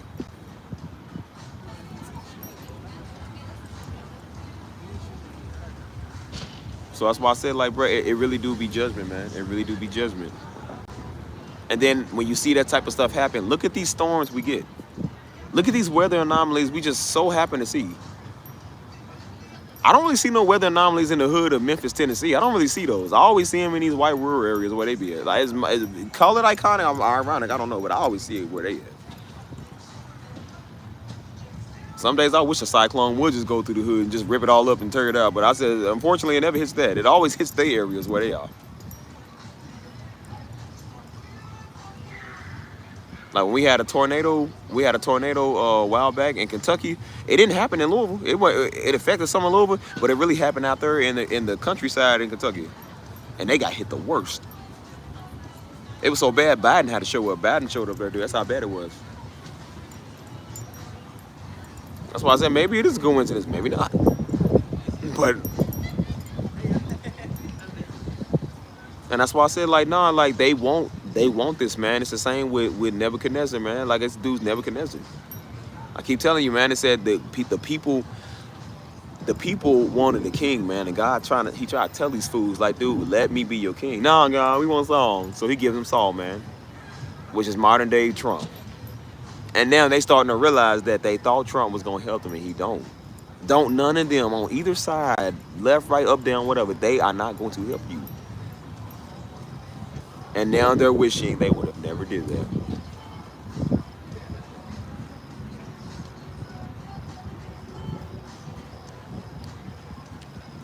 So that's why I said, like, nah, and that's why I was like, no, I think it's fair to talk about this. I said, because we've been told, because remember they told us black folk be judged, curse be him, that's what they said, curse be Canaan, or whatever he said. You know what I'm saying? They told us, well, see, y'all judge me, that's why y'all in the situation y'all in, because God judge y'all, and y'all don't keep the Lord's commandments. And I said, okay, and neither do y'all. And then you start seeing everything they said about us. Look what's happening to them. Y'all just a bunch of crack-infested babies and stuff, and like, yeah, and your fentanyl-addicted sons. Your crack cocaine addicted daughters. I said, yeah, them words came back to bite y'all, didn't it? Sure did. Now y'all want people to care. Now nobody cares. The world does not care about their crisis. That's the only reason they going after the war on drugs, because they getting hit with it. They don't care. You think they care about the ones in Mexico, man, that's getting hit with drugs? They don't care about them down there. They don't care about none of them down there. Because it ain't their kind. They want their kind to be safe. So that's why they want to have a war on drugs that bad, because they care about their people. Don't think they care about it because it's a human life. They don't care.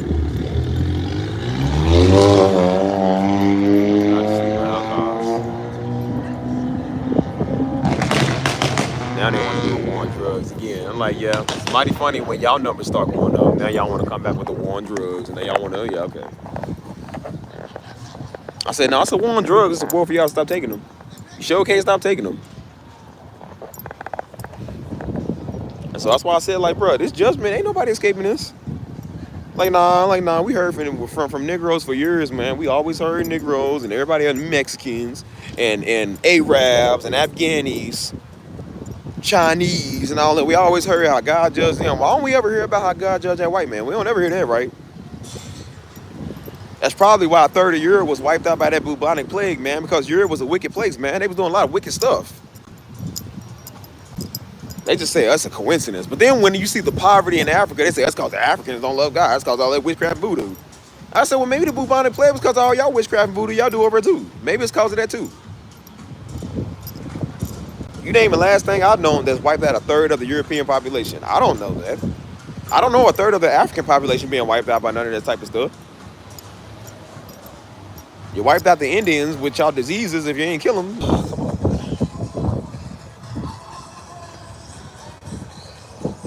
There we go. But, like I said, y'all, a lot of stuff is not a coincidence, bro. You know.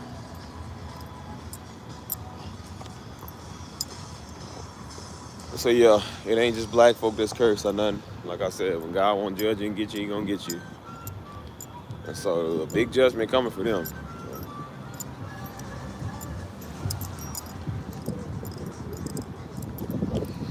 So, yeah, you get tired of that, man. Just, I don't know, this whole colorism stuff. Because like I said, Negroes do this too, but they also do it as well, man. They've been mad at Negroes just for being dark. You know what I'm saying? Like, why you mad at somebody because they a certain color too? Like, what's wrong with you? You know what I'm saying? We ain't never messed with y'all. We ain't never did none of y'all at all. It's like, what do you want? What are you mad at? And that's why I said the hypocrisy of how you got the nerve to call somebody a foreigner, call somebody an alien, when your people literally was the aliens that came here and killed off everybody too. And then they trying to say white people was already here. I'm like, no, yo, because y'all killed everybody here. Now y'all established yourself. Y'all took them out the history books. Y'all just made like y'all came over. They told us that they came over and just the pilgrims came up and just settled in. That's like you just gonna settle in into a land where people are already living at. They don't even know the real meaning of Thanksgiving, man. Thanksgiving was a slaughter field, man. They killed everybody and threw a feast afterwards. I always said, I was like, how you gonna settle in a place where people already live? How you gonna discover a place where people's already at? So them people ain't people because they ain't white. Is that what you trying to say? And got the nerve to call somebody. I said, yeah, maybe ICE was meant for you illegal Negroes. Maybe ICE is meant for y'all. Let's get y'all. Won't throw people in camps and deport people. I said, yeah, well, that should be your holding. It just should be all y'all here. Wasn't nobody white in the United States, boy. Before it was the United States, wasn't nobody white. It was Indian territory. It's black and Indian territory over here. Mighty funny how y'all forget that. Boy.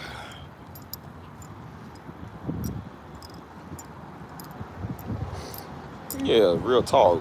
Sitting here talking about somebody because they had different race, ethnicity, and culture. And I said, if you're gonna deport people, don't just deport them off their color. You go get your Europeans that's over here too. You got a lot of illegal Europeans over here. Go get them too. I ain't seen one European locked up yet. I have not seen one Chinese deported locked up yet. Maybe I ain't seen it. I keep seeing it, but they only focusing on the Mexican folk. Why? You got a lot of illegal Italian them. Like, why ain't you going to get them? Like, nah, don't be trying to like, nah, y'all niggas is biased. That's what it is. You're biased. And I said, yeah, the world hates y'all. I said, no, they don't hate me. They hate y'all. And I said, I really believe America is that whore in the Bible. The whore in the Bible that they threw off, or whoever it is. I'm like, but America, she burning. She's burning.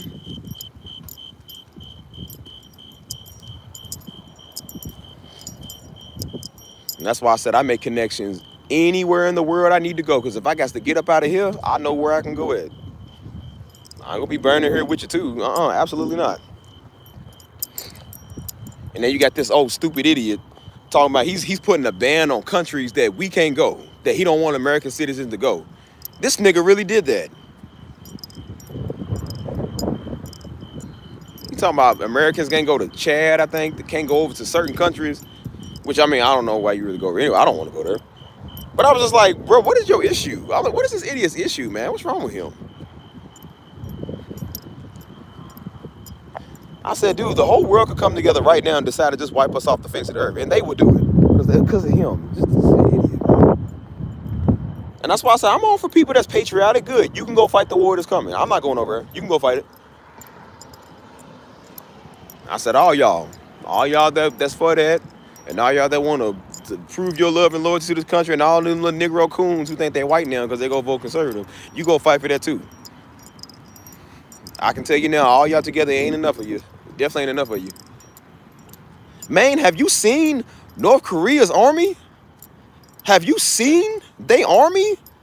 That is one of the most terrifying, scariest things I've ever seen in my life.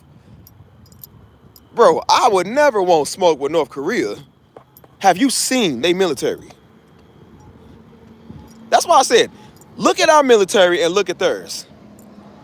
They military, bro, they walk a certain way. They walk like toy soldiers. Like, bro, they walk crazy. How do you walk like that in synchronicity? Negroes talking about the U.S. Army. We got drags now in the U.S. Army, man. The Negroes is trying to fight over bathrooms in the U.S. Army. We are going to lose, dude. You Negroes trying to be so daggone politically correct. Them Negroes over are really ready to die over something. You ain't winning against people that's serious. They got senior citizens over in China, man, walking up the hills on their bare knuckles and knees. These are soldiers, dude.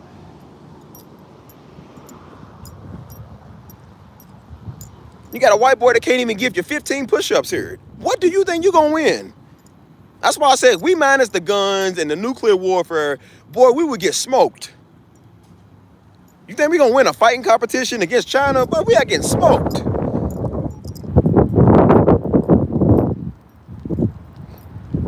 I don't care if you say stereotypical. No, all the Chinese do is fight, man. I ain't never seen a Chinese that couldn't. They all fight.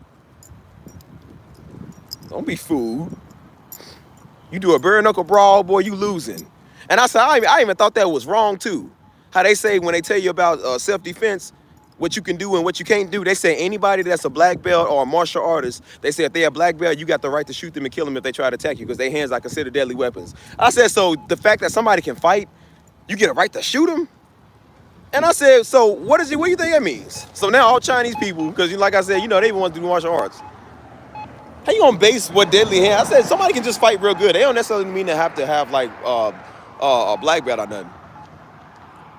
I said I understand self-defense. Somebody do run up on you, got a right to kill them. But I was like, why would you even implement that? That should be just a no-brainer. If anybody, that should mean if anybody run up on you. They try to say, well, just especially if it's a black belt, because their hands are considered deadly weapons. Anybody's hands is considered a deadly weapon, whether they're a street brawler, a black belt, a Muay Thai artist, who cares? And I said, I feel like somebody white who couldn't fight came up with that law because they didn't want to fight you hands to hands, so they gonna see if you run up on me, I'll shoot. That's why I said, boy, you take away these white boys' assault rifles, they are doomed. They cannot fight. And some of these little Negroes, you take away their assault rifles, they can't fight either.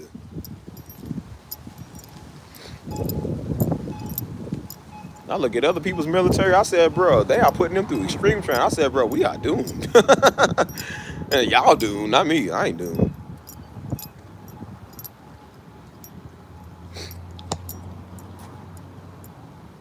That's why I said, I'm like, bro, this is...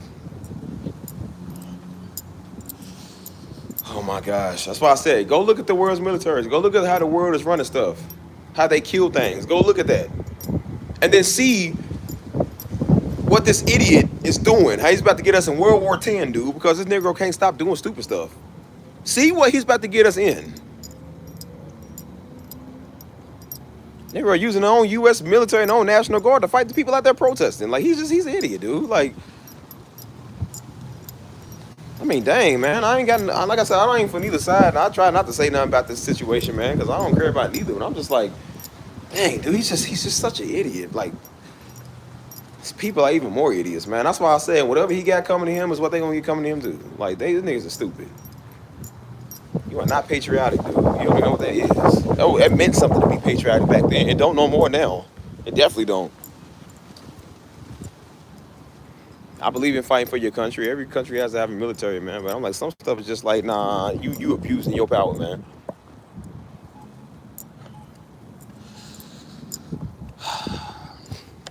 That stuff set me off, man. That's why I said I'm sitting here. We literally sitting in church praying yesterday, man. Sitting here praying.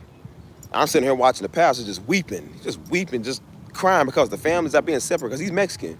He's like, families are being separated. People being pulled away from their peoples. And you got people that's just heartless, man. Just sitting there, well, you shouldn't have been here anyways in the first place. I said, yeah, watch them pull your fat mama away from you. You never see that old fat thing again. Watch what you do. Ain't let nobody care about your mama either. It's ridiculous, man. I said, this is how they treat us, certain type of people. So let's just say worst case scenario. Let's just say China invaded. Let's just say China actually won and they invaded us. And they start doing all the white people like that. Oh, that'd be a funny sight to see. That would be a funny sight. Now, I don't know how the Chinese normally view us, you know, as colored folk. But even if they did us kind of a certain type of way, couldn't you not tell me to see the people that deserve it get theirs? Like, they finally getting theirs. After all these years, they finally get theirs. And then they got little Chinese boots on their white faces. Yeah, because the Negroes done stomped you down. Yep. And that's kind of why, like I said, I'm multicultural. I ain't for white or black or whatever. But I said, but it is kind of nice to see that the majority of people, especially here in San Antonio, the majority is Hispanic. And it's nice to see a majority other than white, dude. It's nice to see a majority other than people like that.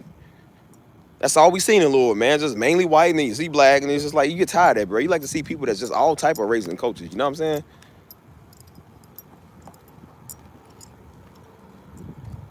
And now do y'all see why I say I'm multicultural, why I love everybody?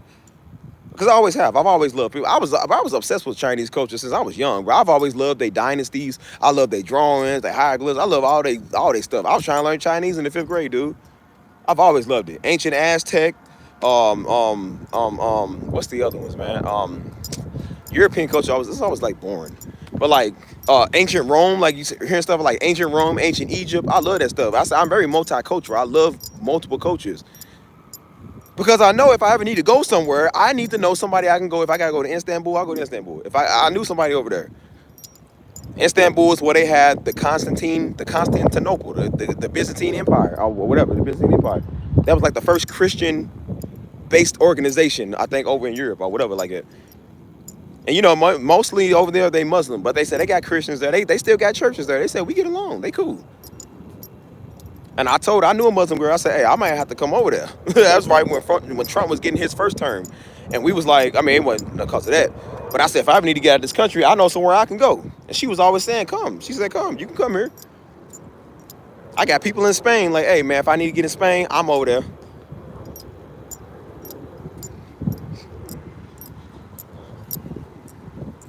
You want to know anywhere you want to go, man, because you might have to just go. And that's why I say, don't limit your life to little Louisville. Daddy didn't limit his life to Louisville, man. That's why he went everywhere else. He can take Stephen Darby Ministries abroad and go do whatever he want with it. He don't got to stay here. I said, dude, you can go anywhere in the world you want to, man. You don't got to necessarily stay in the United States. A lot of people are moving. They keep saying, well, if you don't like it, then get out. A lot of people are getting out. Even Daddy said it. He said, man, they don't want you to go. He said, they don't want you to go. I think he said Marcus Garvey then was trying to do a big old exodus. And what they do, I think they killed that man. They don't want you to go. You are a big source of their economy. If everybody left the United States today, boy, this country would go to hell, literally.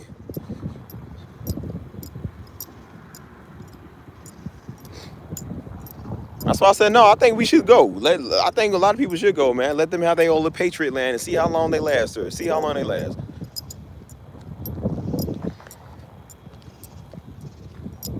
Get tired of that stuff, man. It just pisses me off now when I see that. They okay with this, man. They ripping people from their peoples, man. Just they don't even care, man. They didn't care about us back in the crack epidemic. Never cared about us. Didn't care what they did in segregation. Didn't care what they did to the Indians. Don't care what they do to the Japanese. Every people group, they do something too. I keep noticing that. Every people group, you do something too. What's up, Doreen? They did the same thing with the Japanese when they came over here. Man, they stealing our jobs. Why ain't you working the jobs then? Why do they always do the jobs that y'all don't want to do? Why are you so lazy? Don't try to beat them up now because they taking the jobs. They taking the jobs because those are jobs you don't want to do. Now it's the Mexicans taking the jobs. Like, why is everybody coming in and magically taking your jobs? That makes no sense.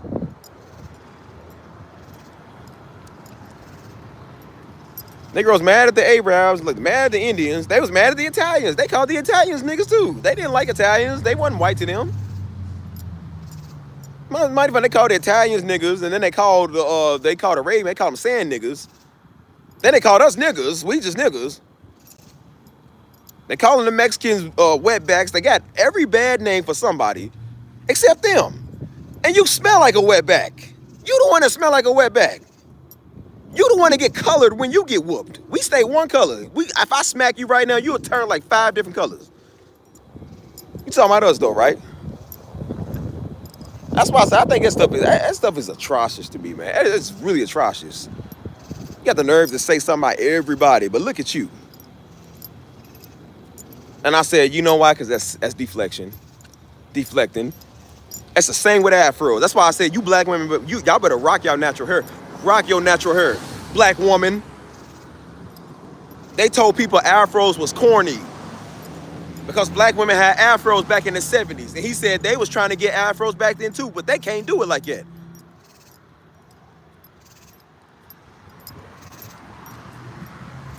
That's why I tell black women, like, bro, y'all flaunt y'all real natural hair, man. They told y'all that was ghetto. Like I said, they always told us that our hair was ghetto because they can't get it. They can't get an afro. They can't even get braids like that. And then when you realize that we the original people, it's a Hebrew hair, they ain't got it. Now they mad. Want to put every daggone culture down. I was even telling somebody when I first went to Costa Rica, I was telling somebody, this white woman I work with. And the first thing that came to her mind was poverty. Oh, I know they're kind of a little behind. They're not as civilized as us. I'm like, yes, they are. How do you know? You ain't never been. And I told her, I said, yes, they are. I said, them people are civilized. They ain't jungle bunnies. And she's like, oh, I didn't know that. I said, you know why you ain't know that? Because you don't care about nowhere else except your United States. That's why. You think everybody else in the world is savages, dude. There are people that are high-tech just like us.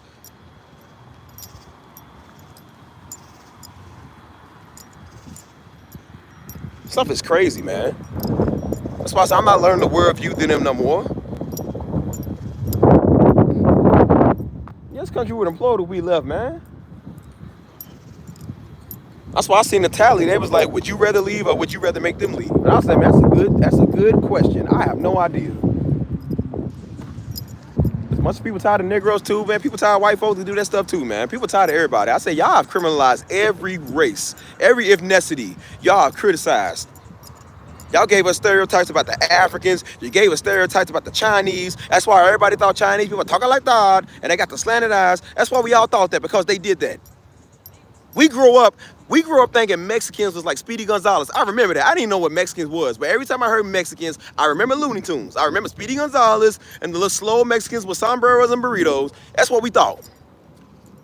Where did we get that stereotype from? Watermelon and chicken, they gave us that stereotype. But some of it is true, except the watermelon. I don't like watermelon. This thing is so weird, man. I just literally had to restart this phone. So weird. Listening, what she say? Listening to. Sorry, Hazel. Oh, Hazel, I didn't mean to mess up your shopping spree. Sorry. She said, hear me on Amazon listening to you, looking for a clip and piece of my hair. Hazel, you can still shop for hair. I'm sorry. I didn't mean to mess up your shopping spree. But nah, man, that's why I said these stereotypes, man, it came from them. And that's why I said I know I heavily be on Negroes, because those are my people. These are the ones we gotta deal with. Some of the worst people in the world we gotta deal with. But after let's not forget who the real common enemy is, man. Now I ain't guess no white. I ain't got no, like I said, I ain't on no white devil type stuff, man. I don't hate white people. You know what I'm saying? I love everybody. But I said, but there's just some stuff that gotta be done. There's some stuff that has to happen, man. Some stuff that got to be said, man. We was told for years that Negroes is judged, right? I said, well, okay, well, then now white people going to be judged too. Everybody's the one we say that now, we just, now we racist. Now they want to tell you what being racist is. I know you ain't trying to talk about racism. You invented the word.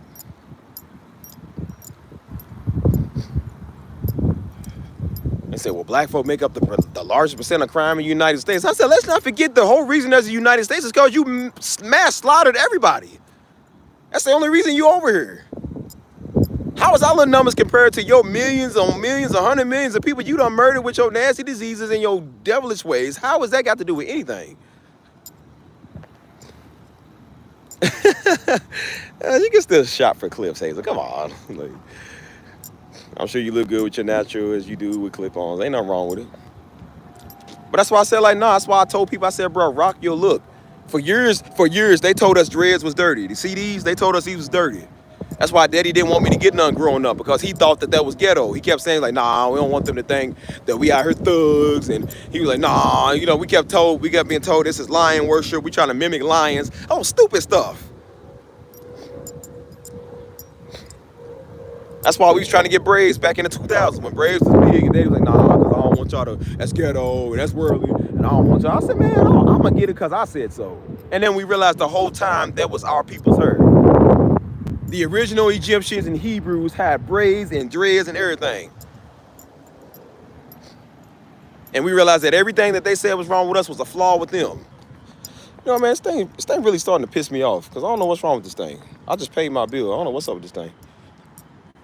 Keeps doing it every time I go through that crappy parking lot. Maybe they got like a kill switch or something over there, because it always does it when I go in that parking lot. Maybe I need to stop taking my live streams over there to that parking lot. That's what it is. Stay on this side of town. The black side of town. It's dark. It's the black side. Every time I go over there, bro, it's like my service is like, I don't know if they got like a tower over there. I don't know what it is, man. It's just like kills the signal every time I go over there. Oh. It's probably a dead zone or something. I don't know. It's all these businesses, I would think it wouldn't be a dead zone. But now that's why I said, like, bro, rock your stuff, man. Rock your locks, man. Your hair and all that, man. Do all of that. That's why I said, boy, don't nothing make me more mad than a nigga. But I said, but also a white person that talk too much, man. I ain't never liked them, dude. We used to troll them so bad back in 2020 because they ran their mouth so much. It's just like, dude, y'all just start stuff.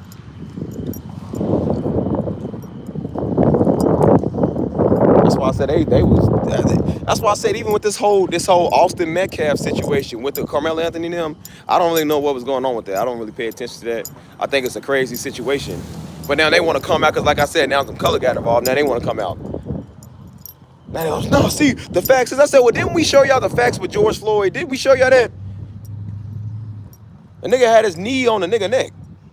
And for 10 minutes, they watched the man die for 10 minutes. And we showed y'all facts and video evidence. And y'all kept saying, no, he was on fentanyl. No, see, Judge Floyd was a drug addict. That's why. They justified every reason for that Negro. And now when one of theirs is in the tag, now they want to all see, this is atrocity. It's like, see, now y'all know what it feels like. That's why I keep saying, I don't agree with the situation that what happened. But I said, but now y'all starting to understand what it feels like. When y'all facts are not just heard, and now the other side is starting to say, like, nah, maybe Buddy did something. Like, nah, maybe he was the aggressor. See? Now when the narrative is flipped on y'all, now y'all don't like it. That's why I said that's the only reason I didn't like that situation. Because I said, no, y'all just trying to flip it because y'all don't like it. Now y'all want true justice and want to say the boy was innocent. I said, well, you know what? So was a lot of other people. So was Ahmaud Arbery out there running and jogging, and two of these white little nickels came out there and killed him. I ain't hear no outcry for him. Where was his outcry? So it's Breonna Taylor, an innocent black woman from Louisville, my city. And these niggas had a no-knock warrant and was at the wrong apartment anyways. And they killed this woman and covered it up. I didn't hear no outrage about that. White officers, may I add you, who, by the way, when he got on leave for killing her, he went on vacation with his family to go live his good life while they was burying Breonna Taylor. He was on the beach.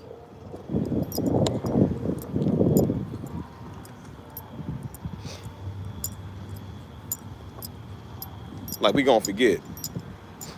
And now when one of y'all gets in, now y'all want to say, oh, see, man, it's just, you know, no, we got to think about the facts. I'm like, what about the facts we told y'all about stuff? They literally said George Floyd died of a what did they say, a fentanyl overdose or something? And I said, even if that was true, how did his fentanyl overdose how did it get triggered? Because he had a knee on his neck, nigga. Anybody got a daggone knee on your neck? They even tell you in the police academy, don't have a suspect laying on their stomach. And don't have your knee on their daggone neck because they can't breathe. And the dude's telling you he can't breathe. And they say, well, he died over, and then somebody played a troll and said, well, that other little white boy, he died because he was on a fentanyl overdose. And then they got mad at that. I said, well, that's the same thing y'all said with him. See, y'all don't like it when it's said to y'all. I said, see, y'all hypocrites, man. Y'all niggas is hypocrites.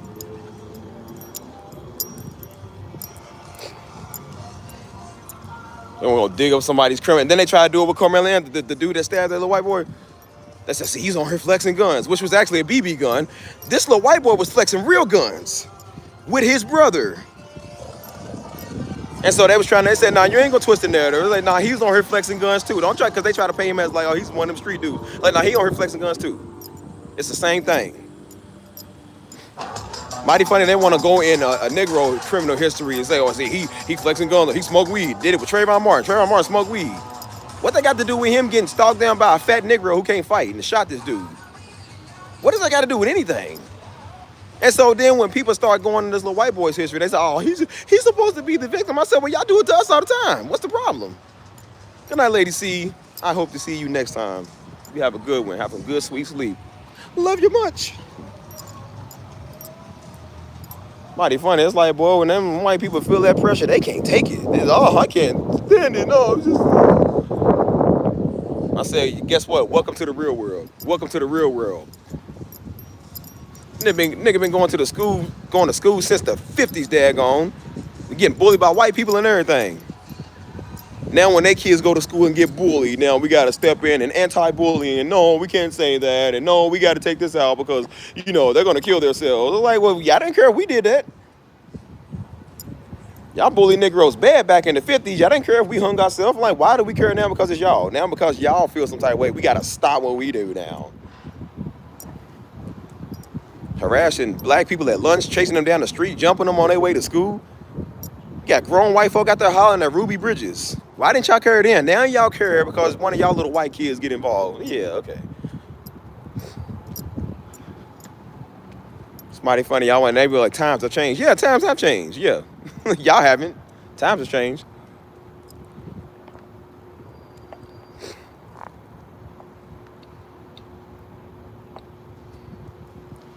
Crazy, man.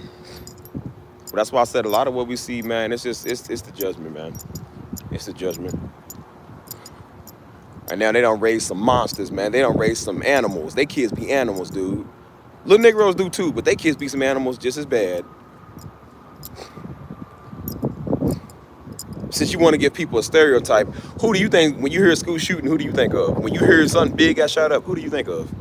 Who, us? A little Negro from Detroit? No, I don't. There's only one demographic of people that just love to just blow stuff up and shoot everything up.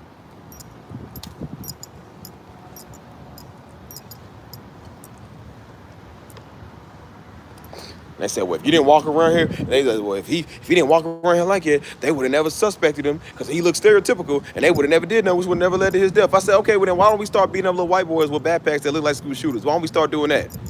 Well, he looked like a school shooter. If it walked like a duck and talked like a duck, obviously. Y'all love doing it to us. That's why I said then when it get done to them, now we got to change. We got to change it. That's why I said don't be no fool. Don't think they gave you your civil rights and your inclusivity because they had to change your heart. Dad even said that. He said, man, they want you to think they gave it to you because y'all talked enough and y'all had a good heart. He said, man, they gave it to Negroes because Negroes started getting guns. And Negroes was like, if y'all come over here, we're going to kill y'all. A lot of them Klansmen start getting killed. A lot of them white supremacists start getting laid out and stretched out in the street. And then what they started doing was they started hitting all of them with the RICO. So when one of them got hit, everyone got hit. And then they realized that they can't do it open like they used to no more because now Negroes will smoke you. They don't want to tell you that part of history. They will, see, nah, it's because Martin Luther King Jr. Man, it wasn't because Martin Luther King Jr. They told him for years ago, nah, we just got to sit there and take the whoopings. Why? They're like, nah, a bunch of Malcolm X's got up and started doing stuff. And then that's when they realized, like, yeah, niggas are smoking, which is why gun laws got established in the first place. Because they were scared of us getting it. And that's why stuff is the way it is today. It ain't because they had to change your heart. White people ain't got no change of heart. They don't care about you.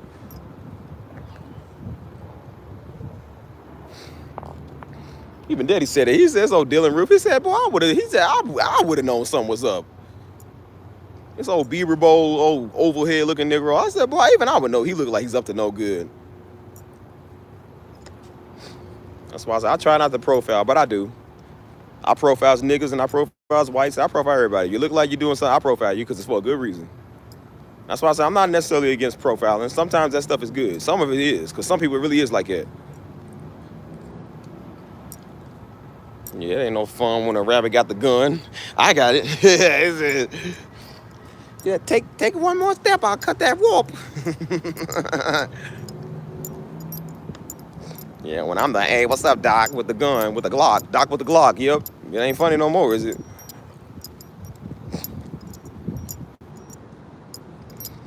That's why I couldn't believe they get, and that's why I said every time that something happen, they go get one of these old dumb Negroes, old dumb black folks, go say something stupid.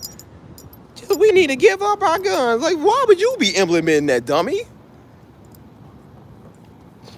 Like, y'all, when y'all gonna learn you ain't white, dude? I know I joke a lot, but I'm just like, bro, I know I'm not white. Those are jokes. I'm just like, dang, Negroes really think that, man. Think because they the one token, that's what we call them, token blacks. They the one token black in their friend group. And think they accept it because they get a whole bunch of white friends. And they go, guys, no, racism isn't real. We said that. I said that when I was over in Clarksville, Indiana, when I used to live there. Oh, no, racism ain't like it used to be. I said, no, that's just the older people just keeping it alive. No, racism ain't that strong. I said, nobody thinks that way. Yes, they do. Yes, they do. And I said, why can't they just leave us alone and let us date their white daughters? Why are they so mad about that? And then I started looking, I said, who would really even want to date you anyways, especially in Indiana? I don't want to date your white daughter. He probably would date his white daughter because they do that over there. I'm like, I don't want to. Maybe in Texas, and the white girl's better here, but I was like, bro, man, please. Even Daddy said that. He said, son, he said that was a dude he used to grow with. He said, dude, he said that's one of my partners used to run with me. And he said he was messing with this one white girl. Her daddy was rich. And so he ain't like him. He ain't like it. And he said one day this guy ended up dead. Nobody knows how he ended up dead, but they really believe that her father placed a hit on this dude.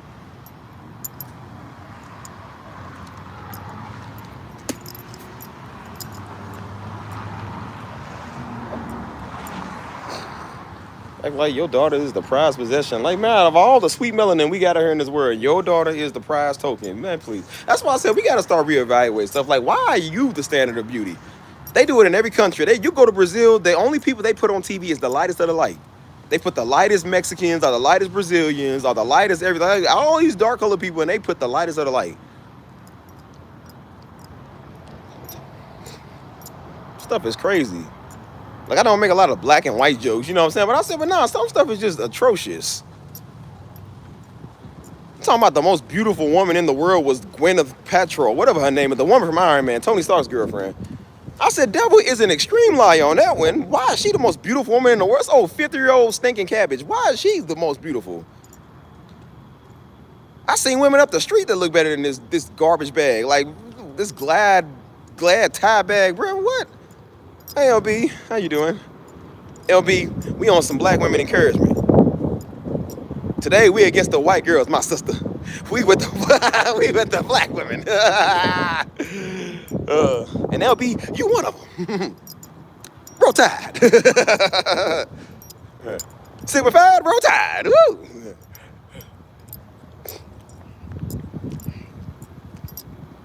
I said, how is a 50-year-old woman in the world going to be the most beautiful woman in the world? I said, has you been to Costa Rica? Have you been to Africa? I said, niggas is like slow.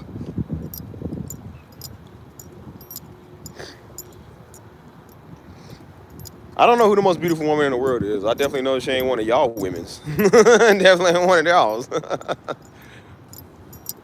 Girl built like a surfboard, man. You sitting here trying to talk, girl, go on. Everybody wants their women. It's mighty funny. Everybody wants your women. Yeah. He said the black man is dying to go to bed with the white woman. Daddy's like, he said, why they think we want that? Daddy's like, I ain't never wanted one of them. I said, well, Daddy, I kind of did, but you know, I said, maybe he's right. I said, Daddy, I've been dying for one a long time. And now today we stand together. We come together as a people. He said, Democrats may be cool, but they ain't practical. Have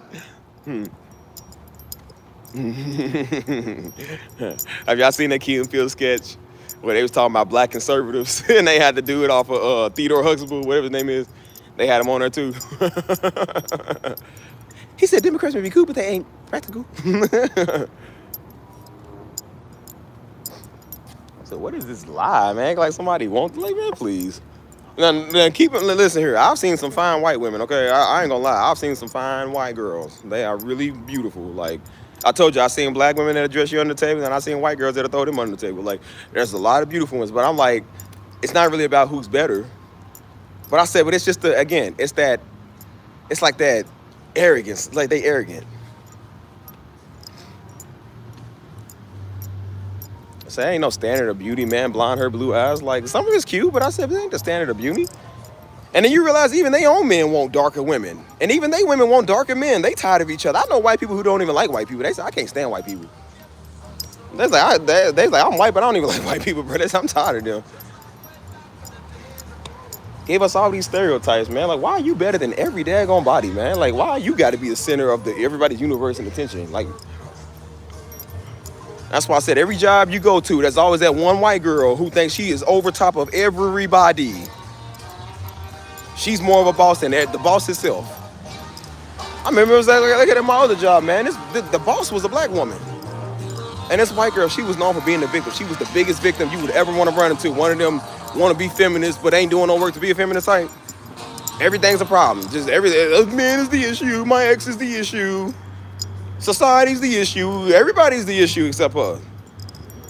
I said, no, you just a narcissist. That's your problem. You a narcissist, a extreme one. And so rightfully so, the boss told her, girl, do your job. She had the easiest job to do. She didn't want to do it because she didn't want to do the paperwork. Like you doing anything anyways. So the boss told her, she said, she tried to come to us because that's what they do. Try to come to you and tell you, well, I'm not going to do this. Just tell her, you know, she tried to say it out front to let us know because she thought because she was going to say it in front of her, we was going to be like, okay. And so the boss was like, no, girl, you do your job. She said, girl, you do your job. I got my employees doing what they doing. So she got mad. She kept running back and forth to me. I don't know, like she just trying me so hard. Like I said, girl, she's the boss. Do your job. I said, do you see us not wringing up a sweat over here? We working hard. And then she pulled that, oh, my arm hurts today. I said, y'all, something always wrong with you. Like, you can't work. You want to be a man. You want to have equal wages, equal pay, but you don't want to work.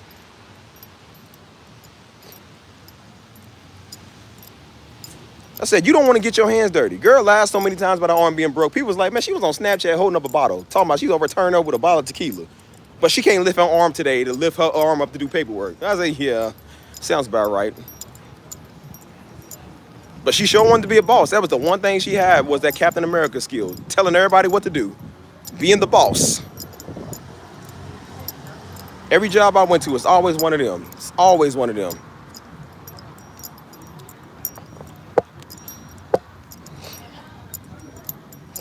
My other job I had last year, man, I had to stop myself because I almost flipped out on this girl. I really almost flipped out on her. Because she's a known snob. And she said something to me, and I froze in my tracks. My true nigga was about to come out. I said, excuse me? She has extreme, like, OCD or whatever they call it. And so I was clicking the pen back and forth. She said, you have the worst habit of clicking that pen and whistling. It is so, she had the biggest devil eyes. It is so annoying. I caught myself so fast. The true nigga was about, what I wanted to say, I didn't say, but the true nigga was about to come out. I said, what? Excuse me? I caught myself because I said, if I say something to this white hole, it's going to be a problem. Like, it's going to be a real problem. And so I looked at her with the dirtiest look. And I said, I just walked away because I said, if I stay right here, I'm going to make you cry straight up, straight up. And then she noticed that, of course, that I'm like, when I'm done, I don't want to talk to you. I want to talk to you. So I ain't want to talk to her. Yeah, my true past doorbell came out. I looked at her with that look. I said, no, I'm going to walk away. And so then she came, but she came and got it right because she realized what she did. She was like, she talked, again, they always go to somebody else. They don't come to you. Nobody ever comes to me straight up. They always go to somebody else. She went to my little light-skinned friend. She was like, well, I didn't mean to say that to him like that. And I noticed he don't want to talk to me. I said, yeah, I don't want to talk to you. You disrespectful. And she wanted to come and get it. I was like, oh, well, hey, I'm sorry. And I didn't mean, I said, it don't matter. I'm leaving this job anyway. I don't care. I don't care no more.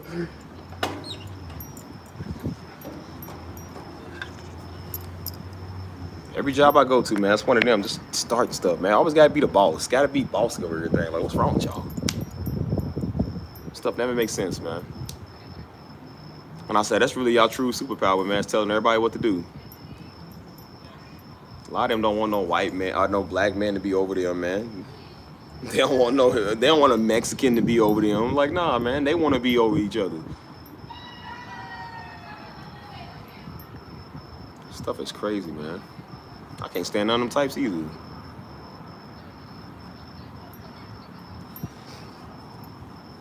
That's why I was telling my friend that's Dominican, because you know Dominicans and Haitians don't like. I told you they don't really like each other.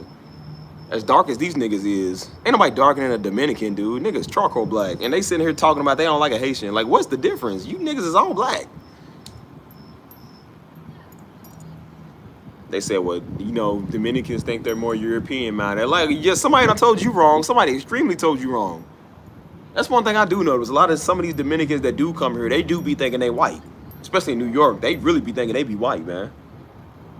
Some of them had an issue with the whole BLM thing, with the whole black stuff going on. And they ain't like they people marching with the blacks. I'm like, nigga, what you think you is? Some dude got on social media screaming, he's a Dominican. I said, and this is why women say they don't date Dominican dudes, because they dramatic. They said Dominican dudes be the worst. He's screaming, we're not black. We don't stand with them. I said, nigga, what do you think you are? Just, yeah. I said, it makes sense why the Haitians hate y'all niggas. Like, y'all weird. You think you ain't black? Idiots, man.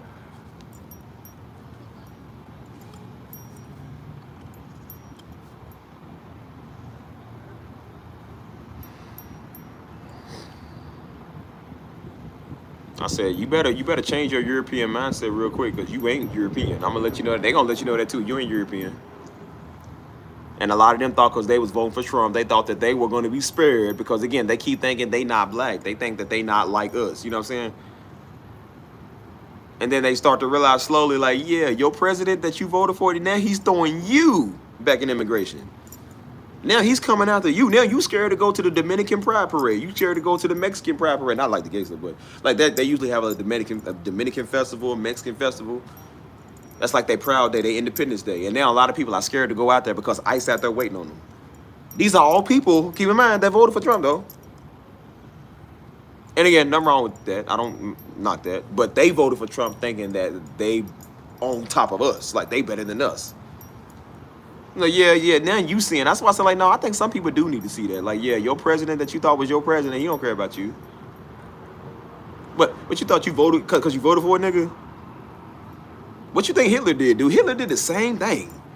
He got people to vote for him, too. And what did he do? He killed them niggas. They always get you to think, oh, I'm a great guy. That's why I said I wasn't on Kamala's side. They all give you a joy full of bundles and stuff. They all do that. That's why I said the dumbest thing is the debate. Because everybody gonna say everything in a debate to get you to say stuff. Y'all heard Miami's a ghost town. No, they ain't even outside. Now, they scared to come outside. Show we, because ICE out there waiting.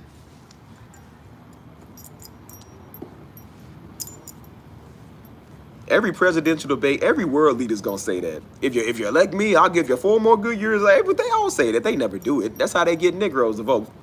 Every 4 years, the same stupid stuff.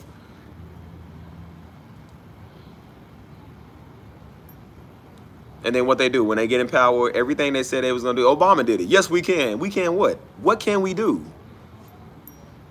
Ain't did nothing though. Still ain't did it.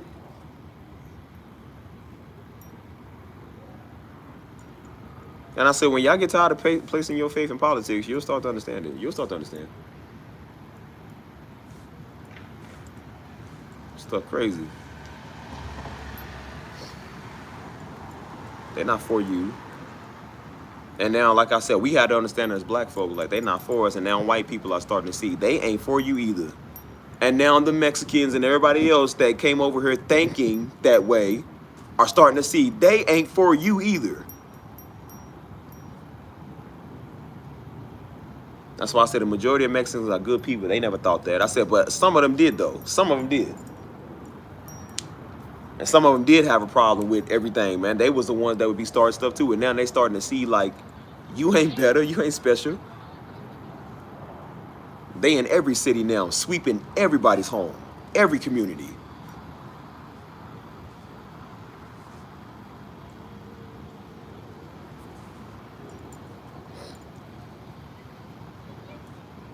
And that's what some black folk was saying. Some of them was just like, they was talking about the ones that didn't want to stand with us. They said, no, I ain't standing with you because you didn't want to stand with us. I said, now, Mexicans always stood with me. So I said, I'm going to stand with them. But I said, but I can see why some people would say it because some of them didn't want to stand.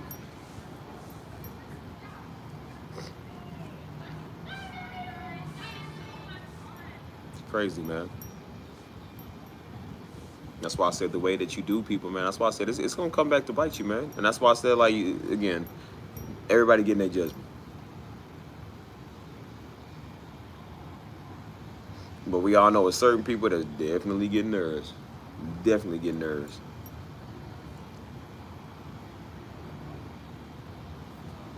That's what I said, like, bro. If we all end up coming together, like, bro, we would be an unstoppable force. If we put aside colorism for 1 second, if all the blacks, all the whites, and all the Mexicans all came together, it was just like, you know what, bro? I don't like y'all niggas and y'all don't like me, but let's just come together. We got a common enemy. We got stuff to deal with. If all the skinheads and all the hood niggas teamed up for one day, along with the American people, and we all put our differences aside and realized that the one true enemy is you niggas, we would definitely get somewhere. But that's why they keep us divided. That's why every time something go on, some colorist, they go get some angry black woman to say something, and they go get some dumb white girl. You know, they always get some dumb Negro or something just to get somebody. Oh, see, nah, man. Well, see, they saying the N-word in the music. It's like, bro, I could care less about that right now. I care more about what's going on. I don't care about a song. Don't say it around me. I can't control your mouth. So you can say whatever. Just don't call me one and don't say it around me. Now they doing this where they talking about Mexicans say nigga. I'm like, dude, I believe Mexicans is niggas. Especially in Texas. A lot of black folk don't care. We like, bro, Mexican. I said because they is niggas. We niggas, man. Like, we don't care. I don't care about that, man. And they get mad because Mexican. Like, bro, I think you mad at the wrong people right now. We ain't talking about that right now. We'll talk about that later. Right now, let's talk about this.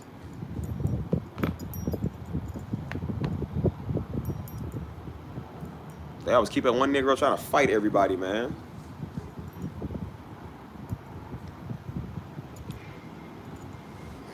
They know that. Unity makes numbers.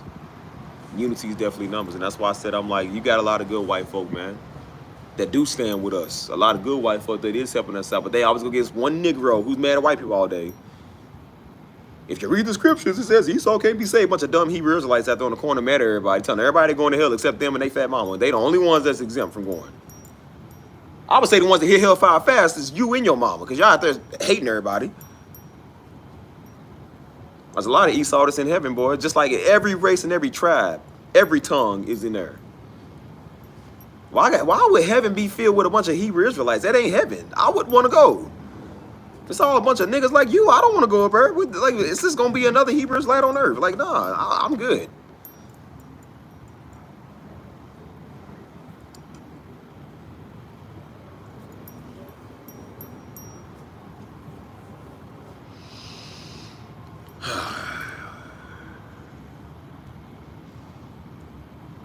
This stuff is ridiculous, man. And that's why I said I ain't doing no colorism, I ain't doing no patriotism, no daggone ism, nothing. Stuff's getting out of hand, man.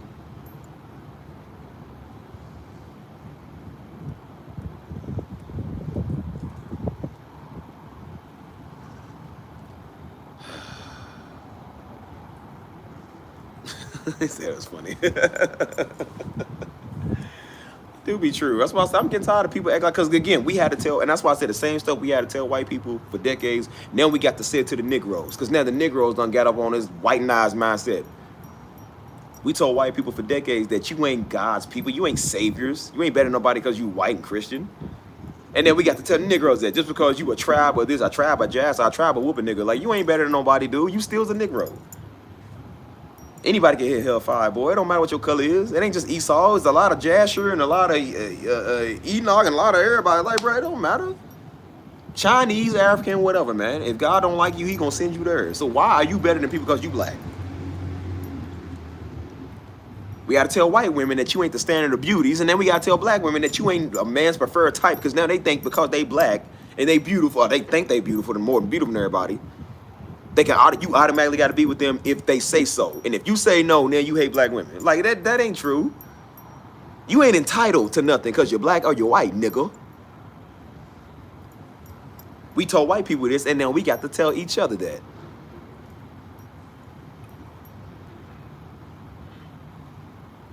We told white people it ain't cool killing us, and now we telling niggas it ain't cool killing us. Ain't no one sided here. That's why I say I'm fair. It ain't no one sided.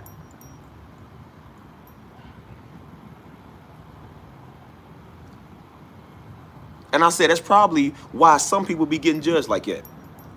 You walk around here, I said, see what happens when you get high-minded, and then you got a lot of black women walking around here thinking that they goddesses. This whole goddess movement now. You a goddess. You a baddie, you a goddess, you a man's preferred type, and then you start to see you ain't nobody's preferred type. Now Negroes don't want you. And some of that white woman make Negroes inferior, and that's why you're mad. I said, well, maybe that's your judgment for walking around here thinking you a goddess all day. And then God shows you, you ain't no goddess because people ain't choosing you. And that's why you're mad walking around hating everybody all day, bald head, because you're mad because people look better than you. And I said, no, I think sometimes God would just give people what they want. Like, no, you want to live this type of lifestyle. You want to put yourself before me. You want to act like you're all that and better than everybody because you think you some goddess. Now he going to give you the results of a goddess. He going to give you the results of what you look for. It's the same with a lot of these black men walking around here thinking they some woman's eye candy, some woman's prize. And they realize, like, nah, they don't like you, Negro.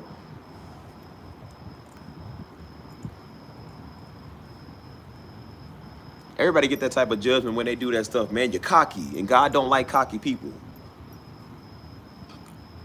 Again, we told white people this, and now we got to say it to Negroes because now they have adopted that same mindset. You see what happens when you give a Negro too much power? Instead of it being God's always good, now Negroes, now they God. Because a nigga can rap good, because he make good music and now he's God. Like, why you gotta be God on the keys? Why can't you just be a good musician? Niggas talking, I'm a rap God, I'm the God. No, nigga, no, you're not. Any black man they see that's a conscious big figure, they call him God. Like, what? See, now I know why God threw Negroes in captivity for 400 years. I know why God threw them Negroes in Egypt. Daggone it, man. They made some gold God. It's like, bro, they turned into a calf. Like, Negroes will worship anything other than God. Like, these niggas is weird, man. Now I know why God was trying to flood them all and kill them. Like, I understand now. I would have did the same thing twice. I said, nah, it ain't just white people, because you get people that's too high-minded. Look what they do. Look what they do. I always wondered in the Bible. You see in the Bible, it said, well, then they was enslaved, and they turned to the Lord, and then they forgot the Lord, and then they went back into captivity, and then they got delivered, and then they forgot the Lord, and then they went back. Like, how many times is you niggas gonna forget? How many times do y'all do the same thing? The children of Israel had the same repeat cycle every time. How you freed, then you're back captivity. Now you're crying, deliver us. You go right back, do the same thing. You forget God. Now, deliver us. You do the same thing, go right back, forget God. Deliver us. It's the same repeat cycle. How many times do you forget? It's like they ain't learned their lesson. They ain't even care about it.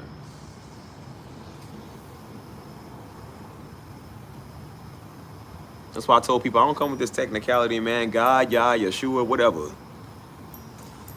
That's why it says he's the same yesterday as he is today and forever. He's the same, whatever his name is. He's the same, right? So it's the same name, ain't it? You little letter wild weirdos come over and messing with me. It don't matter. He's the same, ain't it?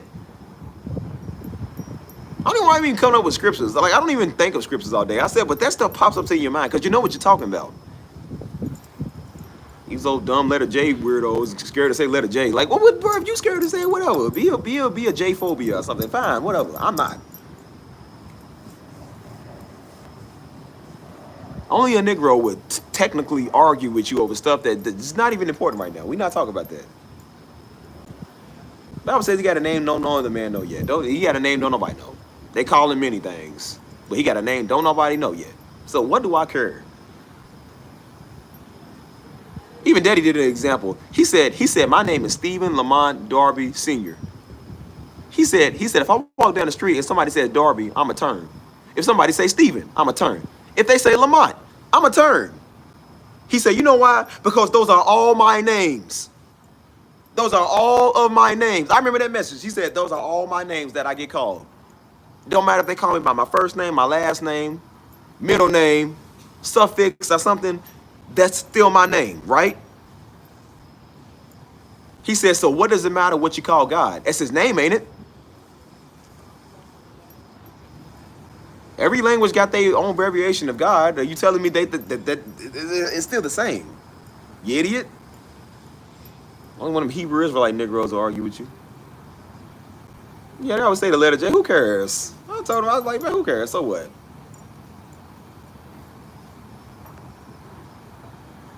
They don't know a Hebrew calendar. The Negro came in here talking about the Hebrew, the real Hebrew.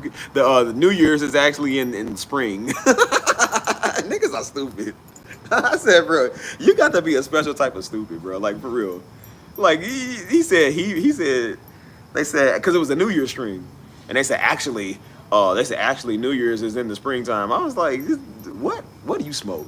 I'm like, do you smoke K2, ganja, indica, sativa? What do you smoke, dog? Because I'm like, that don't make no sense. Like, why you come over here then? Celebrate your New Year's in March then, nigga. If that's what you feel, I don't care. Only a Negro will be technical with New Year's. I'm not arguing with you what has been for centuries. Oh my gosh, bro. Ain't no such thing as a Hebrew calendar, boy. I'm not reading that crappy calendar. I read this one. This is the one I'm on. This is you think the IRS cares about you? Your tax time wasn't on the Hebrew calendar. They gonna look at this nigga like, don't lock him up for 5 years. He ain't paid taxes. IRS said the due date is April 15th. Why are you doing it in the summertime? Because your Hebrew calendar says so. They don't care about that. Lock him up. You act like that stuff matters in a court of law. They don't care about none of that, dude. Idiots, dude. That's why I said, what does this world come to, man? I tried to have this channel where it was none of that, and niggas came over here with all of that. Oh my Lord, man. Make sure not thanks. Lisa, I like you. I like you, Lisa. You cool.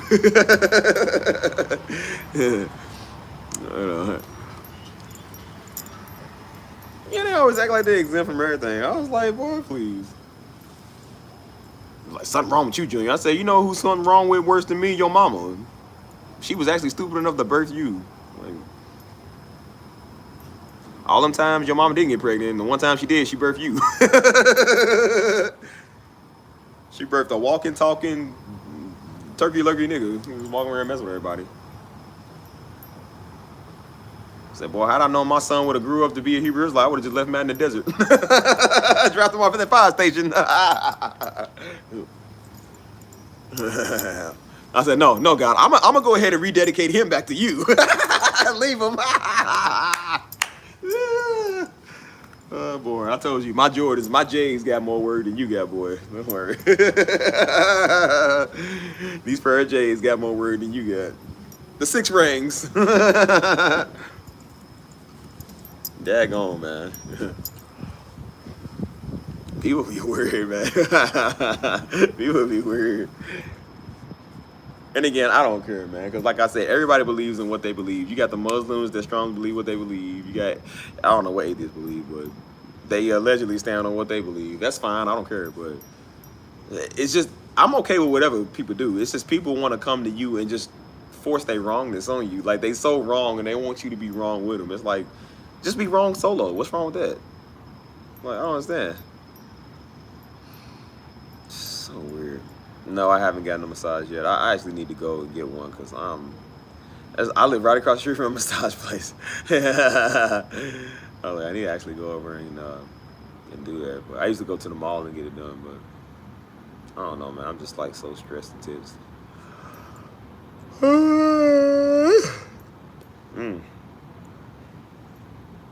So I said, dealing with niggas and dealing with white people, man, that's 2 jobs in one, bro. That's literally like working 2 jobs, like, for real.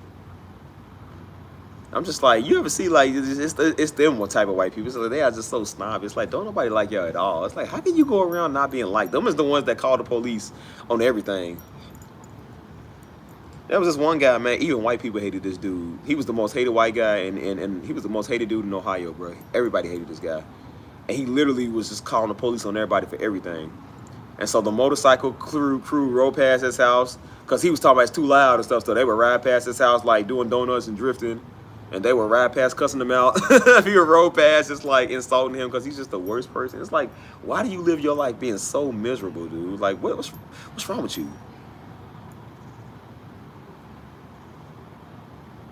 So I said, Negroes can't shut up and white people just have to be right. They just have to be right about everything, bro. Even if they're wrong, they got to be right, bro. Oh, no, I need to go get a massage, bro. Like,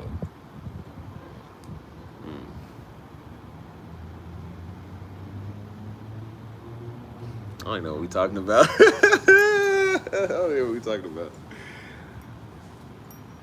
I'm so sleepy. But not really. I want to eat my ice cream, though, man. I got some good ice cream. Good white ice cream.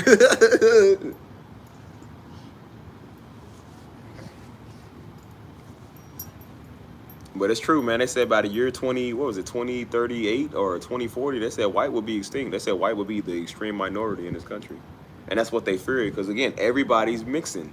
Everybody is, well, not everybody, but just a lot of people are intermarrying, man. You know what I'm saying? And there's nothing wrong with that, you know, but, you know, a lot of people want to preserve. And I said, when you look at it, a lot of people do that stuff, because even Mexicans, some of them was doing that. And so they said back then, traditional Mexicans, it was looked down upon, especially if they came from Mexico, came to the United States, and you race mix with somebody. Because they said it's like a slap in the face to your parents. Like, they did all of this to show you they hardworking Mexicans, and you go show them by getting with somebody else, which is stupid. But it's just like, you know, you got a strong, I mean, everybody can stay within their race. I have no issues with that. But I said, but if you love somebody of a different color, it's whatever, man. It don't really matter. I don't really care personally about that. You know what I'm saying?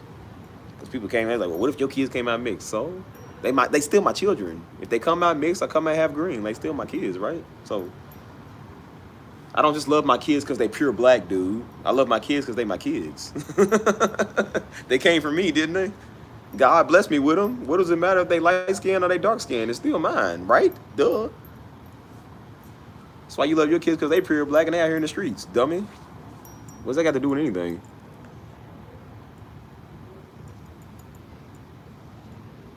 No, most of the stores be open all night. I think HEB is, no. I think some HEBs are open 24/7. You always got something open here, man. Nothing really closes here like that. But you just don't really want to go nowhere. I don't really like going nowhere. Like I said, I'm in walking distance with everything, so I like to just, Target's closed though. So, I don't know. Yeah, people come with all this. That's why I said don't come to me with all this colorist stuff, man. I told you I'm fair for both sides, man. I'm not a colorist. I'm real. I know I make a lot of black jokes, you know what I'm saying, a lot of white jokes, but honestly, in all seriousness, man, actuality, I'm fair. And I tell white women, I tell them that too. I said don't look down on your white men. I tell white men don't look down on your white women. Mexican women don't look down on your Mexican men. I tell everybody that don't look, black men, black women don't look down on each other. I said because no matter what we feel about each other, we are still the same ethnicity.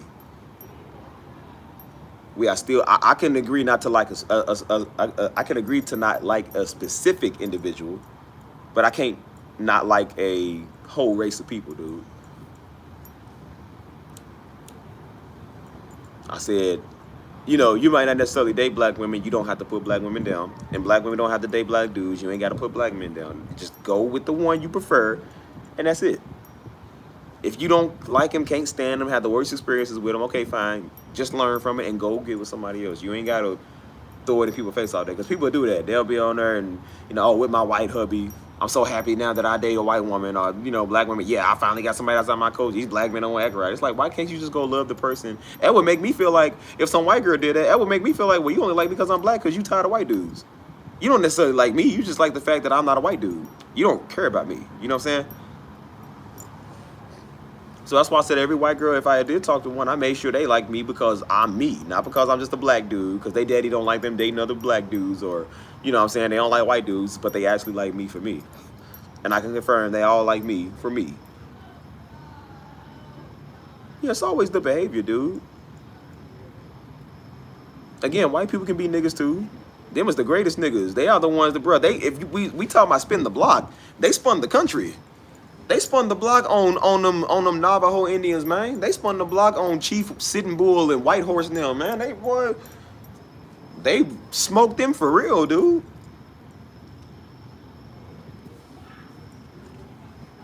Like, bro, they spun the block on the Native Americans, man. Then they spun the block on us and had us in chains. Spun the block on the Asians, on the Mexicans, the Italians, everybody. They spun the block on everybody. So believe me when I tell you, the greatest gangsters in history is white people. Don't listen to nobody. The greatest gangsters in history is white people. Again, what do they tell us about everybody else all over the world? What they say about African conquerors? Oh, they're tyrannical. Those Chinese dynasty people, they was slaughtering their people. I said, well, what do you think Columbus did? What do you think all these white dictators did, bro? They did the same thing. Every culture has somebody where they kill millions of people. You know what I'm saying? But they include us as savages. They call Columbus an explorer. Like, no, Columbus was a murderer. Columbus was a rapist. He wasn't no explorer. He was exploring land to rape, to go kill, to do the same thing. That's what he was doing. That's exactly what he was doing. They said Columbus was so wicked, man. He was giving his soldiers little bitty Indian boys and little bitty Indian girls as treats, as presents for, I guess, being with him on his quest. He was auctioning off people's kids. Who does that sound like?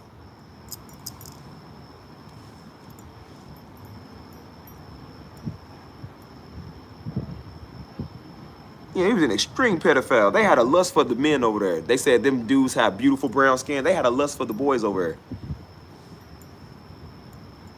It's mighty funny. They always have some lust for some boy or some kid, right? It's mighty funny. They always the type that always has a lust for a boy.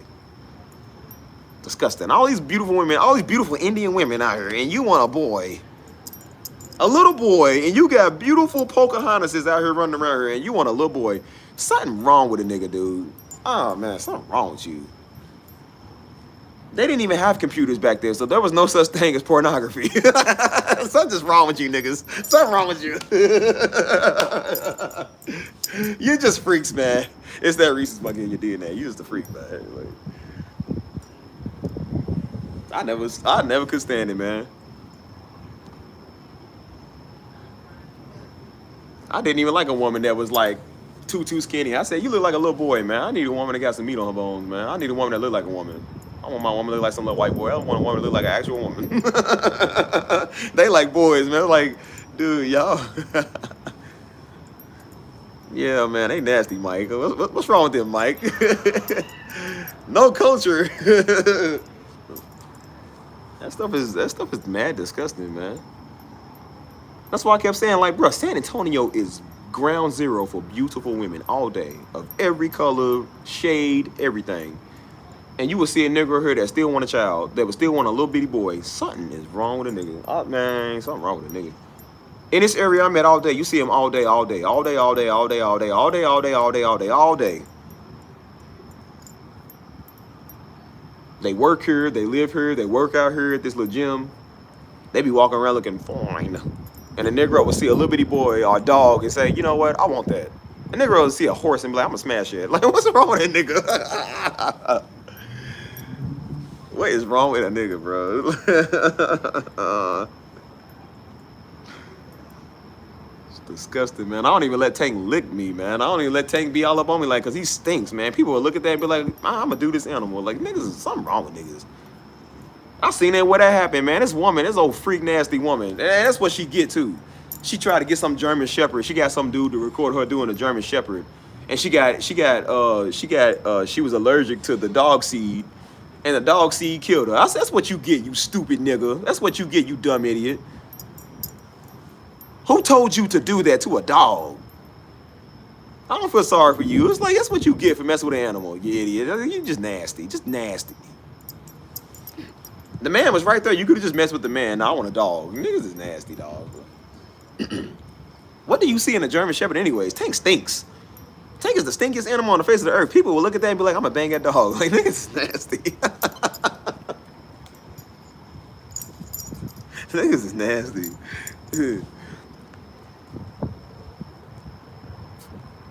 Yeah, I heard about that too. All these fine teachers now. I was about to say teachers get finer and finer. I was like, where were these teachers at when I went to school, man? Our teachers look like old Miss Gerstle and them, like Miss Jarowski and them. Like, bro, we had, bro, Mrs. Walls. Mrs. Walls look like Woody from Toy Story. I was like, bro, why do I get these teachers back in 2001, 2002? These teachers now are smoking hot. I'm like, bro, where was these teachers when I went to school? I was like, you can have me for extra credit. I'll stay after school and help you redecorate the classroom. I'm looking at him now. I said, girl, you found us all outdoors. You needed a man. You could have just called me. Steve would have got you together. Stevie would have got you together. I'm like, girl, what's wrong with you? You need a real man in your life, girl. What's a little teenage boy gonna do? I would have, girl, I would have had you all night.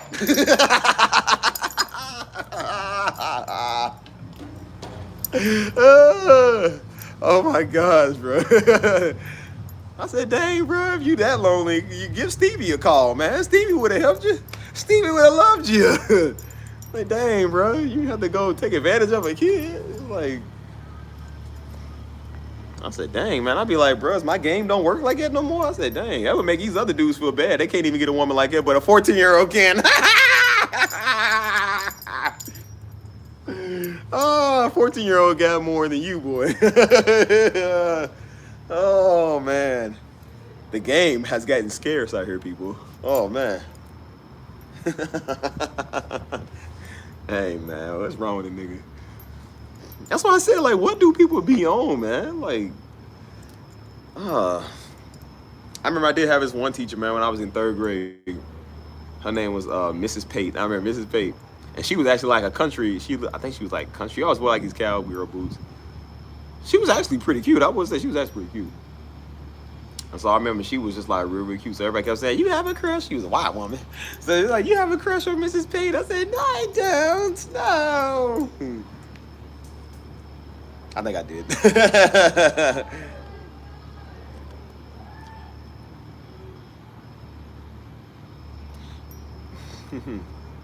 Yeah, I said, bang one, bang two, bang three, bang four, bang, bang, bang, bang. Hey, man, I would turn the Hodge twins on them. I be seeing these teachers now. I'm just like, girl, you could have called me. Like, dang, bro. I would have took one for the team at least. Like, like, dang, bro. I be wondering what happened in your life. Is the niggas out here that bad, bro, that you got to resort to that? Like, dang. Oh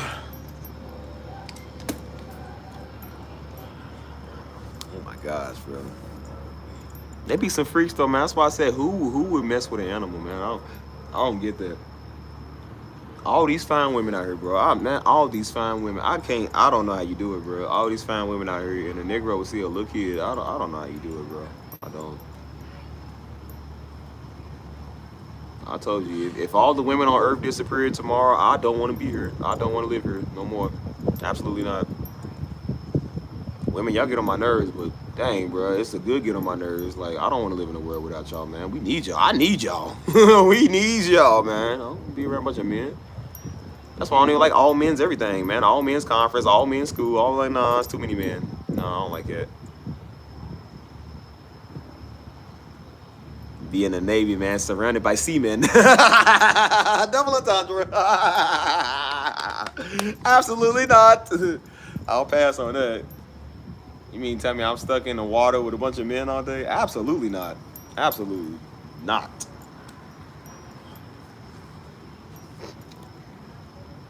Buddy's on the funny side, man. Yeah, bro, I'm starting to think like if this is already like it's like what else perversion do they got, man? Shoot, I needs my woman.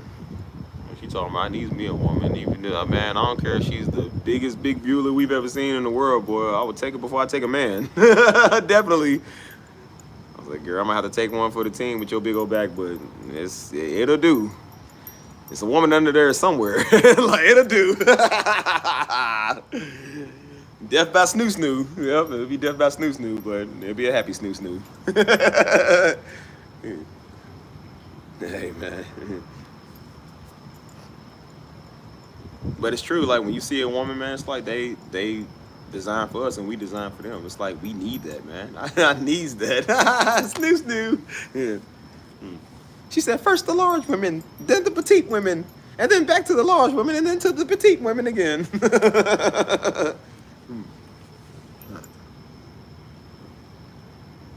Shoot. Like I said, every day I get out of bed, it's glory to God. I wake up for God. I said, but I also wake up to see, like, hey, man, like, God's beautiful creation, man. I feel like there's nothing more in creation that's almost more beautiful than a woman that he designed, because a woman's for us, man. And so that's why I said, like, I love to see that. If they all gone tomorrow, if he could disappear all of them tomorrow, I don't want to be here. I don't. It'd be nice probably the first 2 days because, you know, you hear peace and quiet because y'all talk too much. but I said after a while, it's just like, dang, man. Like I said, I've been single for almost a year now. I'm just like, you have your days. It's like, it's nice, but I'm like, you also have your days like, dang, man, I kind of miss being with somebody. You know what I'm saying? But eventually, I'm going to put myself out there. But I said, but it's nice to just kind of, you know, it's nice to have that companion, bro. And if ain't no more women in the world, I don't want to go hang with Johnny. I already got a nigga now trying to hang with me all day. I'm like, I don't want to hang with you. Like, that's going to be all day forever. No, absolutely not. Buddies get funny, man. That's why I said prison would be the worst place, man, because there's too many of something, so that's what you're going to have to make do with what make do. I'm like, absolutely not.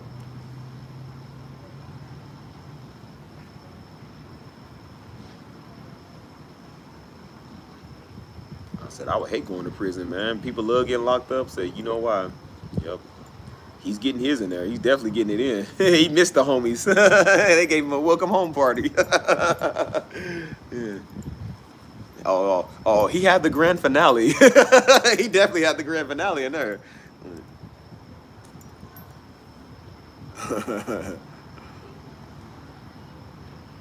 That's why I said I ain't giving up that woman, bro. I don't care what you say, man.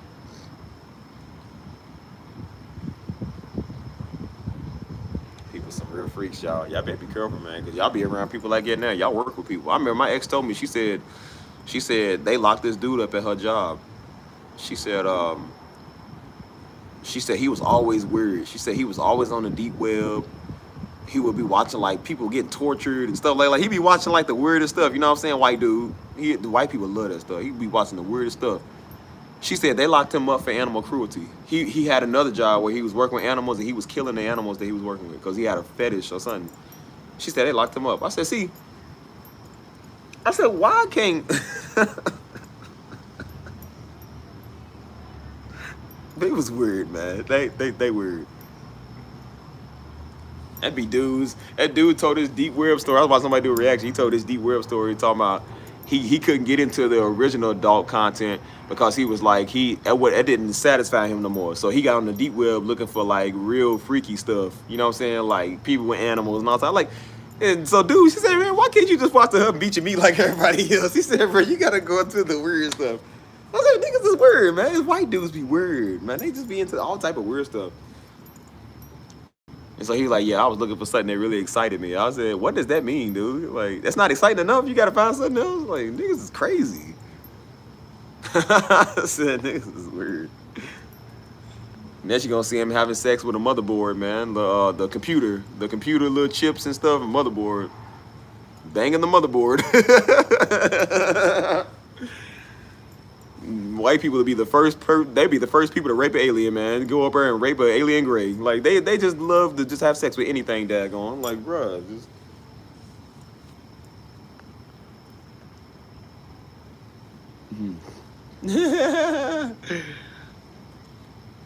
They straight weirdos, man. All of them weirdos. Just like, what do y'all be into, man? Even the white girl told me, she said, she told me, she said, dude, I used to hate going to school. She was like, because her school was real weird. It was where a lot of them white people went. She said, I didn't even want to look at their phones, like on the bus. She said, because they would be watching the most freak, nasty type stuff on the bus. She said, I seen stuff that made me lose my appetite. I was like, who watches these things? We talk about not giving our children cell phones. Don't give their children cell phones. They are monsters, dude. They are literal monsters. That's why they standing outside people's houses watching them. Like, they be weird, dude. That's why I say, why you think they be weird? They be watching all this stuff like, bro, these scenes don't work in real life the way you think they do, bro. They don't work like that. You don't walk up to a beautiful woman and, oh my, how are you? Well, look at you, big boy. Come on inside. It don't work like that, dude. Like, people are real human beings. Women are afraid. They are scared. That's it. You stand there staring at them and talking to them like that. They're going to be like, I'm calling the police. You better leave me alone. But they watch that all day, man. And they don't know how to decipher what's real and what's fake, man. And so to them, that's real because that's all they watch. And so that's why they mad joining these incel groups.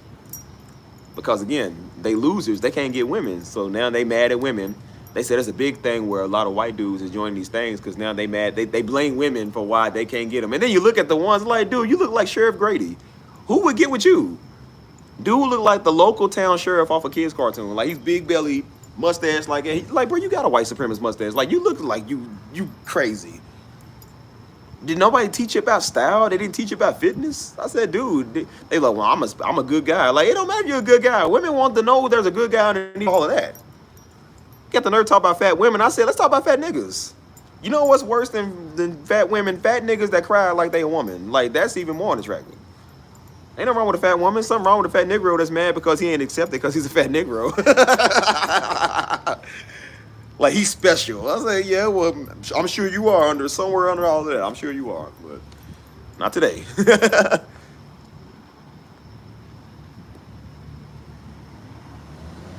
That's what I'm saying. It's like, dude, it's crazy, man.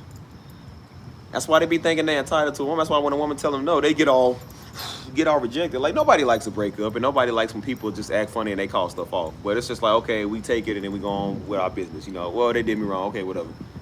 It ain't to the point where I'm gonna take his hatchet and butcher you. You know what I'm saying? Like, that's the way they think, dude. That's why they be breaking in people's houses and stalking their ex and stalking everybody. You know what I'm saying? Like, even I was watching my Chicago shows, man, and this girl, she was dealing with the same dude that was like that. Because she was a therapist, and she was like, well, I don't want to hurt his feelings. He's a crazy psycho. And the police officer's dating her. He's like, girl, stay away from him. No, he's my patient. I can get through to him. I'm like, girl, he's crazy. He said, no, I need her in my life. I need you. I said, why would you feel? She said, no, he's not going to hurt me. I said, I'm pretty sure that's what everybody says until they find him up in a million pieces. I'm pretty sure they all say that. That was a woman that said that. Her husband had, like, dementia. They was a little old, I think. Well, he had some type of dementia, allegedly, or something. And they kept saying, girl, get away from him. Put him in a hospital. Put him in a... No, he would never hurt me. I'm like, you know people that can't remember nothing, don't know nothing, right? She said, no, he'll never hurt me. They came on Thanksgiving Day. He butchered her. He cut her up so bad, dude. Like, he took all her limbs off of her, dude. Skinned her and everything. It was so bad the police officers went outside throwing up. That's just how bad it was. They said, bro, I wish I didn't even eat Thanksgiving dinner. They said, bro, I threw it all up. They said it was nasty. I said, see, when people are trying to tell you stuff like wisdom, heed wisdom. She said, he'll never hurt me. Yeah, he didn't hurt you. He did way worse. Way worse. That's why I keep trying to tell you, people be sick out here, dog.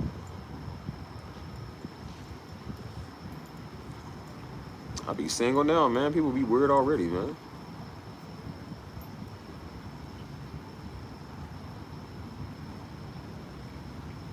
That's why we call it the white girl syndrome, man. Because white girls will go anywhere, anytime, with anybody, any day. They don't care. They just do whatever. And that's how they be the ones that end up missing. They be like, have you seen them? Because they just wander anywhere. I said, dude, especially in Louisville, I said, there are certain spots I wouldn't even be walking down the street at 2 or 3 in the morning by myself, and I'm a grown man. I said, why are you walking down the street by yourself? You shouldn't even be over here. Like, why are you here? And I said, y'all wonder why I end up kidnapped. Y'all just do whatever. Y'all don't even care because they don't think the world works the way we know how the world works. We know struggle. They don't know struggle. They think because they privileged and they go to white schools and Catholic schools, they think that the world works the way that way. I said, no, it doesn't work like that. The world doesn't work the way you want because you say so. The world works differently.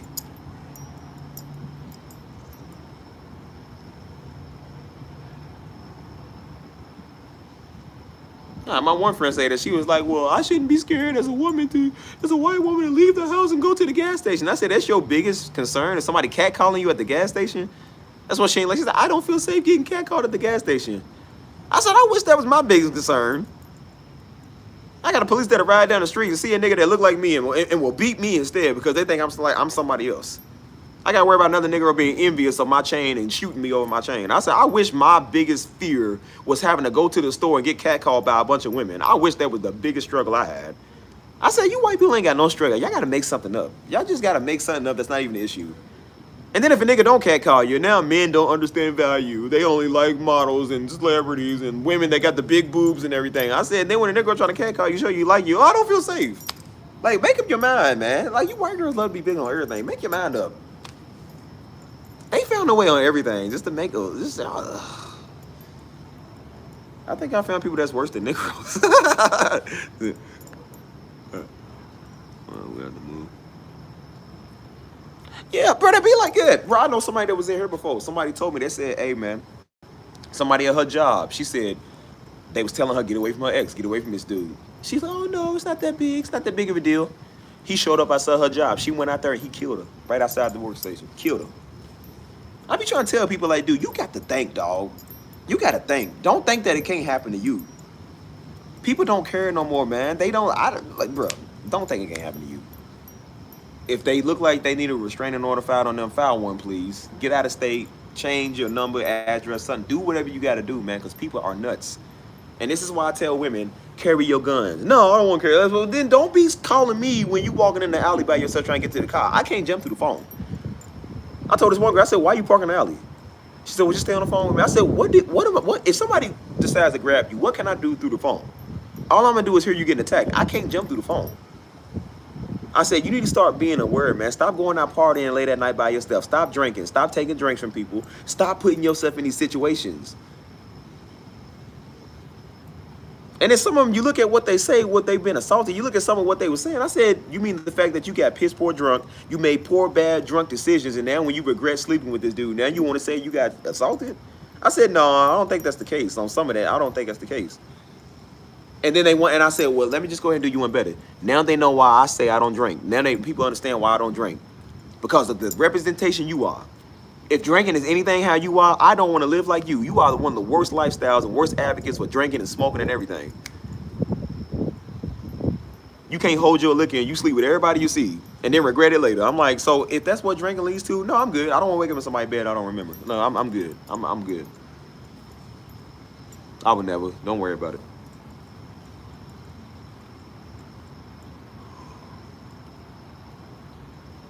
Crazy, man. I kind of want to go eat my ice cream again, y'all. Ice cream, dudes.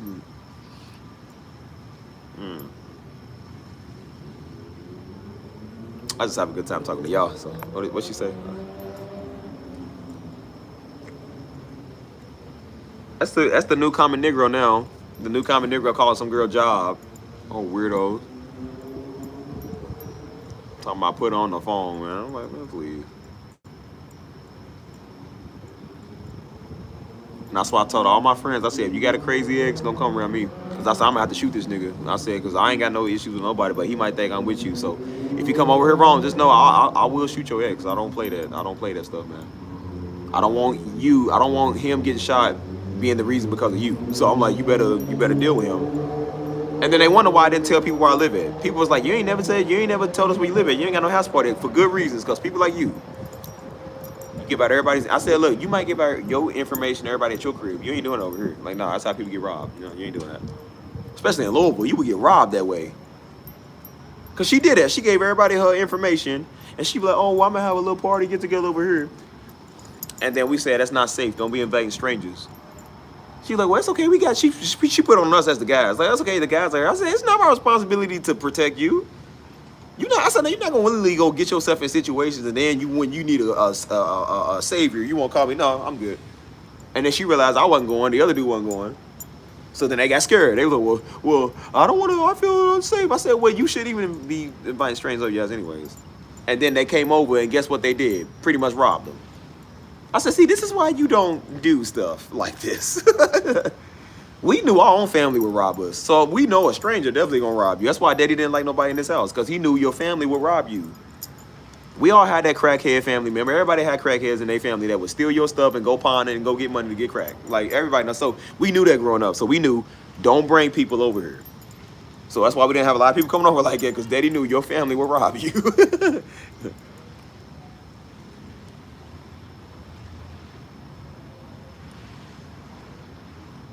They said offered to take me home. Nah, he was trying to take you somewhere else. I even told women when they catch an Uber, they said, well, I'm scared to catch an Uber. I said, well, this is why you have your gun. You know why? I said, so you sit directly behind that Uber driver. You sit directly behind him. And I said, if he takes you anywhere other than your location, you put that gun right there to the back of the seat. And if he takes you where you ain't supposed to be going at, you pull that trigger. You gotta be safe. That's why I said, you women, yeah, don't take no precautions, man. I said, you gotta be safe. You wouldn't believe the amount of women I talk to now. I said, you got a gun? No. You got pepper spray? No. You got a knife? No. You got any taser? No. They ain't got nothing. Just walking targets. I'm like, bro, y'all, I don't feel safe. I don't feel safe for y'all. I don't know, y'all.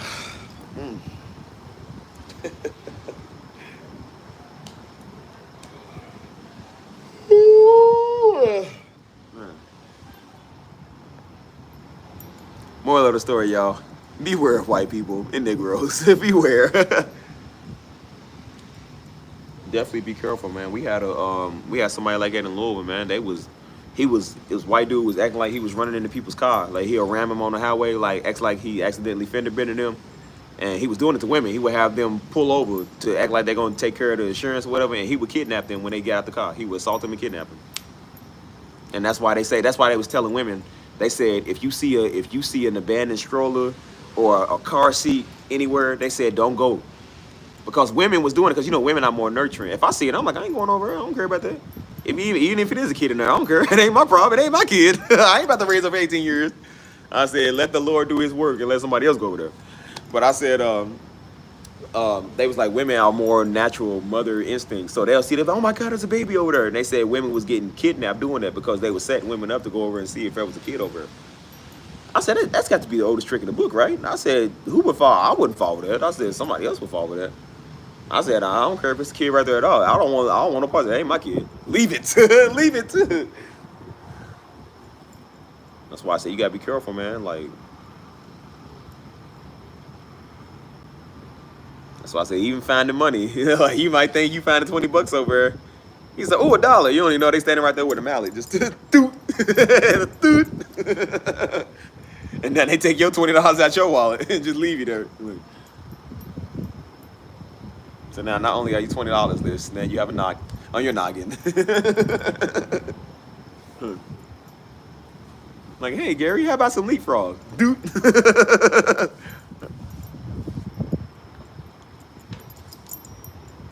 Yeah, let God guide that child. Not my problem.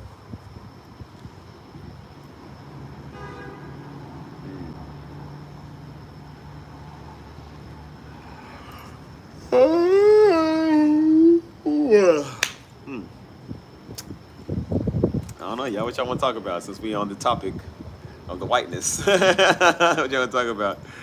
I'll give y'all a little bit before I go in to eat my ice cream, and then I'm calling it a night, bro. I need to relax. I gotta be up at like 6:30. Ouch.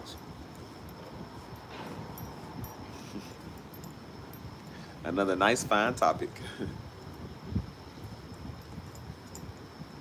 That's why I said I'd rather go live more than I'll do vlogs or uploads. I like lives better. Nah, I never heard that. I ain't surprised, bro. It's the same with Craigslist. People was going to Craigslist, and I'm like, I don't know why you would trust a complete stranger. I don't know if this person even has his merchandise. I'm not showing up to nobody's crib unannounced, unarmed. I don't know people like that. I said, look, man, what you want? Some dude did that. He brought his kid along because some dude said he had a soccer set or something. So he brought his kid, had no weapons or nothing. And 4 men got out the car when they met up and pretty much was trying to kidnap both of them.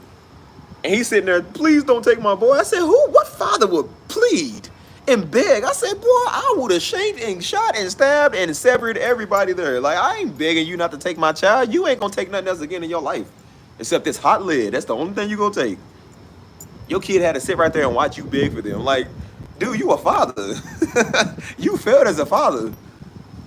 That'll be the daggone day. I got my kid with me, and I'm not even thinking to protect us both. Like, boy, I ain't riding nowhere without my protection for my child. You got to be kidding me. Man. White people do that. They be like, stop, or I'm gonna call the cops. Like, people ain't scared of that. Criminals are not scared of you calling the cops, because by the time cops get there, they done took what they want. White people don't know, man. They just, I'm calling the cops. Like, please. He said, just please take the money. Don't take my son. You gotta beg for your son. That's crazy.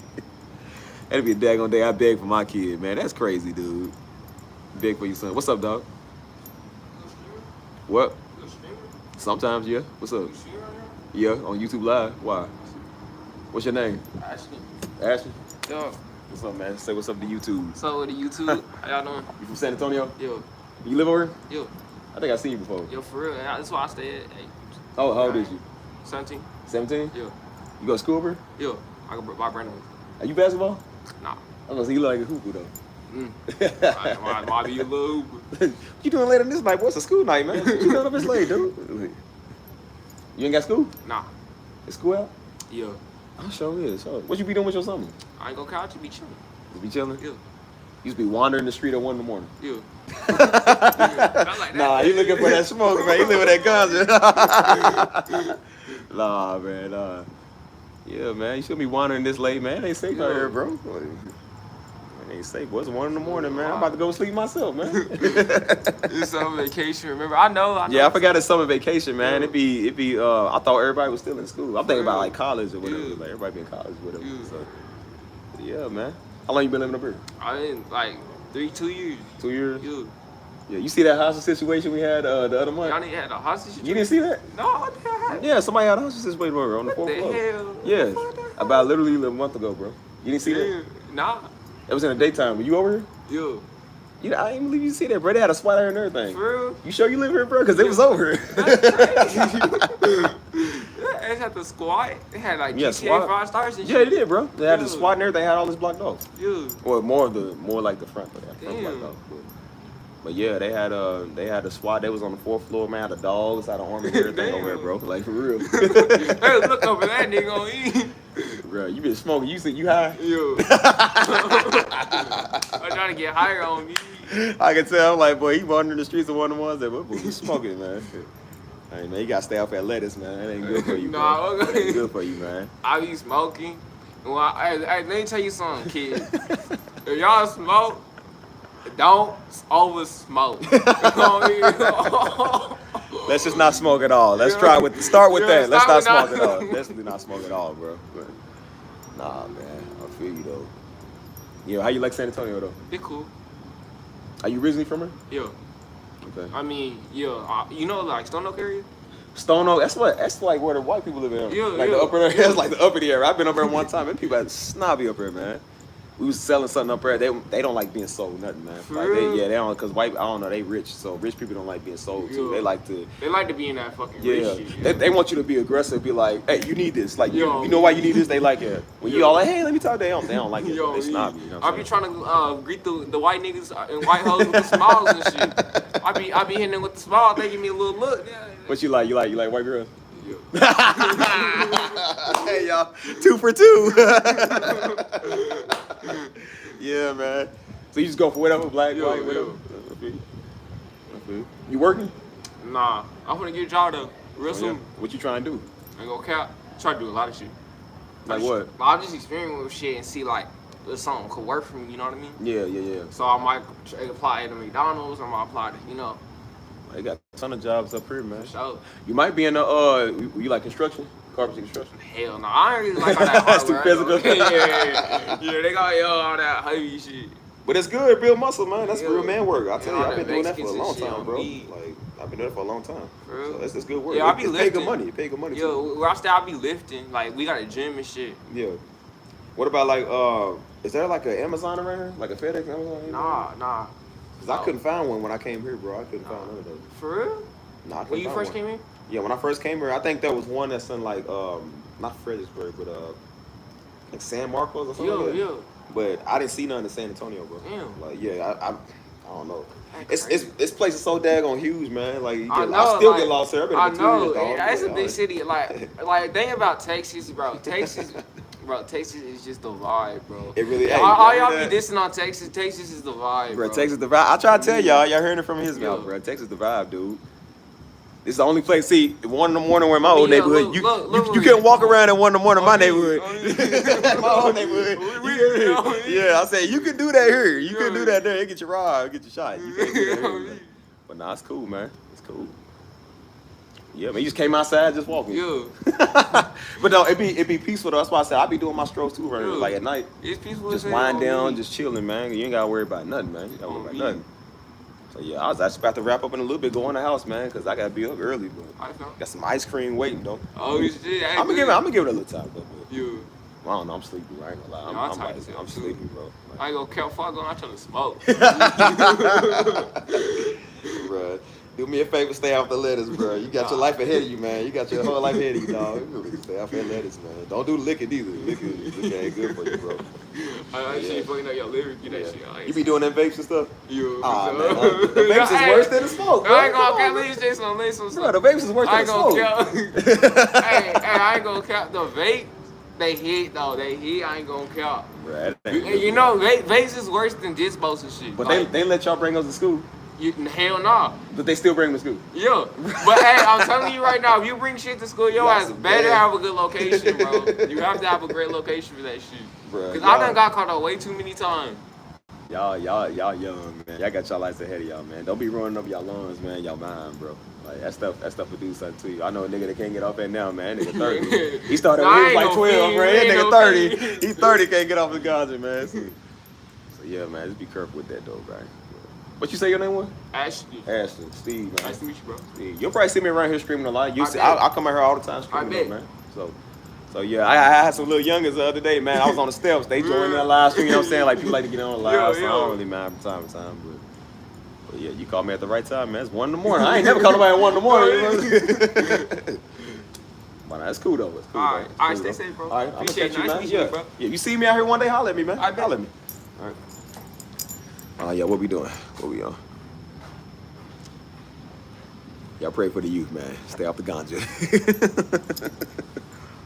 Man, that's what I be up here doing, man. At 1 in the morning, I be out here walking too, man. Just chilling, take my mind off everything, you know what I'm saying? Like, I don't be smoking though. I don't be on that ganja, you hear me?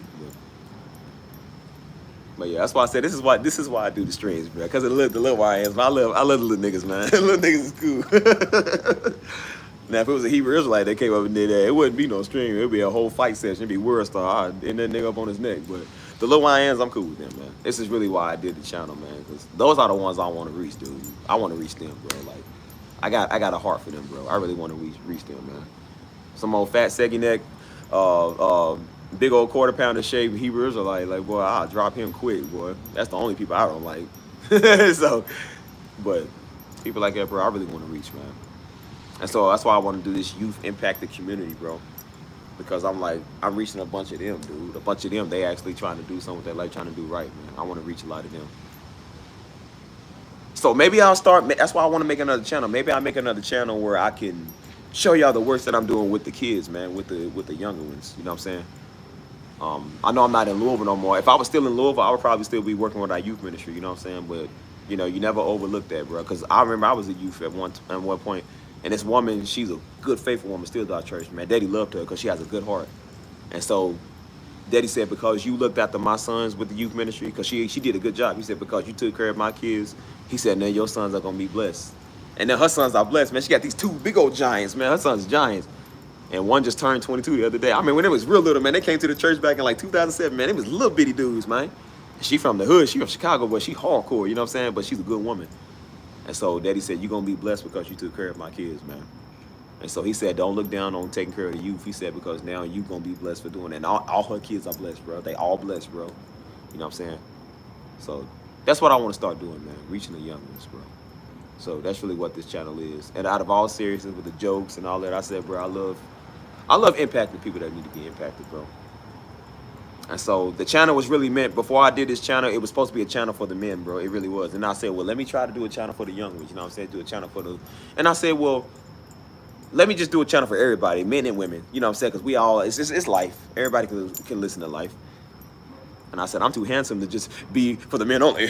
I have to be, the women have to watch. I want the men watch me. I want the women to watch me. So, like, you know, I was like, I'm not going to reserve all this for you. Absolutely not. Like, I need the opposite sex watching here. Like, too many men in one place, not a good thing. But I was like, you know, I mean, a lot of people come to around me, man. Like I said, I'm cool. It's just how I am with everybody, man. I don't even know you, you know what I'm saying? But I'll talk to you like I met you 10 years ago, you know what I'm saying? If I met some of y'all in real life, that's the same way I'd be with y'all. I'd be cooling and kicking it with y'all. Like, a little buddy came over on some funny, so I'd be like, hey, man, what you want? Like, what's up? Like I said, the Glock ain't too far away. So I'm just like, hey, little buddy, what's up? But I'm like, when you come, cool, all right, whatever. Like I said, I'm from Louisville, so you don't just walk up on people like it. But I said, but I'm wise enough to discern my surroundings. I check my surroundings, you know, making sure, like, what's he doing? You got your hands in your pocket? Because if he come over suspicious looking around, he better rob you. So I said, well, I'm going to have to pop you, little homie, you know what I'm saying? But, like, when he come, when you cool, you just chilling. And then you just identify when you start talking to him, you know what I'm saying? I'm like, okay, you ain't no threat to me, you know what I'm saying? But I look, just to make, because in Louisville, you got to look. Somebody walk up on you, you got to look where their hands are. If their hands in their pocket, they looking around like they walk up on you with a couple of niggas, like, yeah, they about to do something. So you got to read the room. I don't have to read the room here because people are cool, you know what I'm saying? So even with that, I had to do a lot of shifting in my mind and everything, you know, when I came here. But yeah, man, this is what it was all about. And I don't know if it's today or tomorrow or the next day Stop Series that makes it a year ago that I did the channel, but that's what the channel was always about, bro. And so that's why I said, now y'all see how I was when he was talking about smoking. I wasn't like, bro, why you smoke? You going to hell. See, God could judge you. God hates you, boy. You so stupid. Why would you smoke? I don't do that. Because I said, dude, he's young. He don't know God. Like, he's young. And I tell him, like, bro, you got your whole, y'all heard me say, you got your whole life ahead of you, homie. Don't do this. I said, bro, stay out the lettuce, man. I said, it ain't good for your heart. It ain't good for your lungs. It ain't good for your mind. It ain't good for your body. It ain't good for nothing. That's how you reach him. You be buddy-buddy with him. You be cool with him. And then when you see him, like I told him, I said, if you see me out here, homie, come holler at me. And that's how I win them. That's how I win. You start seeing me, what's up, homie? And then you be able to mentor to them. And then when you mentor to them, they listen to you like you a big brother. You know what I'm saying? I don't start up with the going to hell. It's like, you know, that's like that little homie would be like, yeah, he would have been scared. He would be like, what? I said, teach these Hebrew Israelites that. Like, they stupid. They don't know how to reach people. Teach them how to reach people better. You know what I'm saying? That's why I said the youth, they don't know God, man. They know there's a God, but they don't know yet. You know what I'm saying? So they have to be taught. You know what I'm saying? So that's why I want to do that outreach, man, with the youngins, man. You know, just talk to them. Because he said, yeah, they respect black people. He said, they definitely respect black people. And I said, hearing my story, I said people were really, and then like I said, my character, that's why people let me where I go. My character's like, yeah, how y'all see, it's cool. If you come, cool, that's how I be with anybody. I would be the same way with the Hebrews, like when them weirdos come over here. If they was cool, I would be, hey, what's up, dog? But when you come wrong and you come aggressive, well then I got to be aggressive too. Now big man Steve got to come and be aggressive because you coming over wrong. I said, homie, just be cool, baby. That's all you got to do. And so people see that side of me, they think, oh, you never get mad at people. You never argue with people. They think that because they've never seen it. So they don't think that you actually get like that. But I said, but you can be if you need to be. But the majority of the time, that's how I am, man. I'm not always on here arguing, hollering on live stream. I said, bro, usually the majority of my time, I'm cool. I'm chill.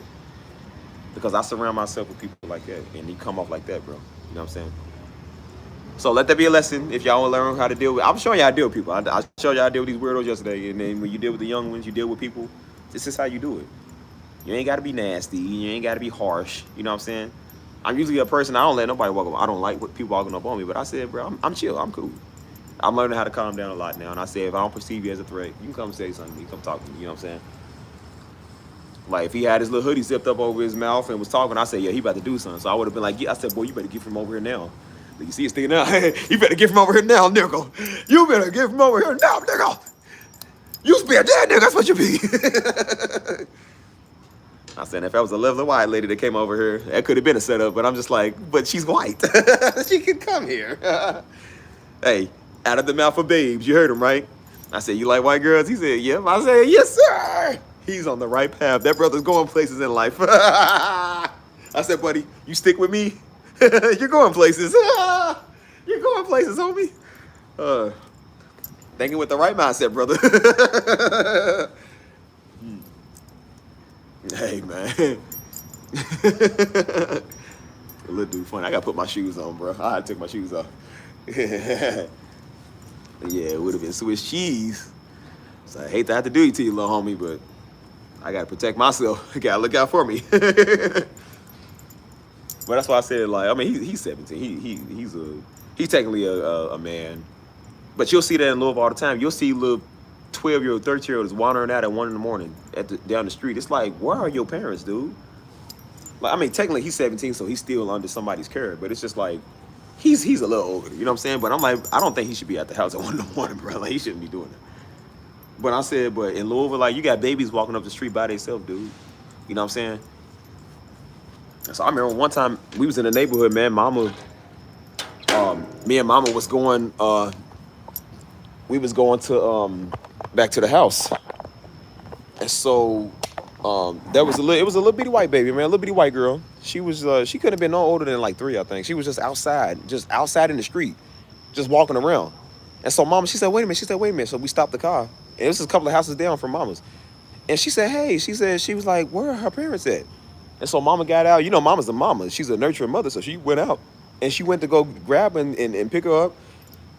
And so it turned out it was the people's house up there. And they was like, hey, your baby's out here in the street. They was like, she was like, hey, she said, I was concerned, you know, because Mama's a mother, you know. And so she was just like, man, she said, I don't know what to do. She was like, baby's just sitting there. And so I said, Mom, I wouldn't care. If it was me, I would have kept riding. So I wouldn't, because I don't think like, I'm not a woman. I don't think like it. But I'm like, but Mama, her mother instincts kicked in. And she immediately went over, you know, just like, hey, like, where are your parents? She started talking to her because the little girl can talk. She's like, where are your parents? Like, what house are you in? Like, where are you, you know?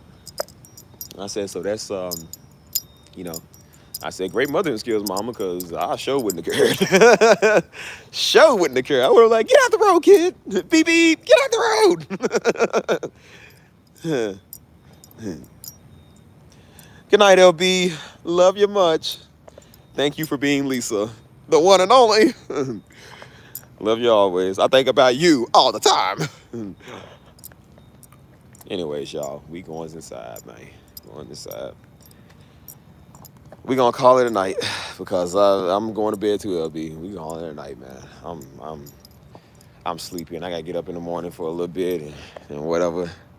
Alani, hey. I thought that said Kalani. I said the one and only Kalani. Kalani, I do music. I got Beats 2-for-1 deals right now. No, first one is free of charge. I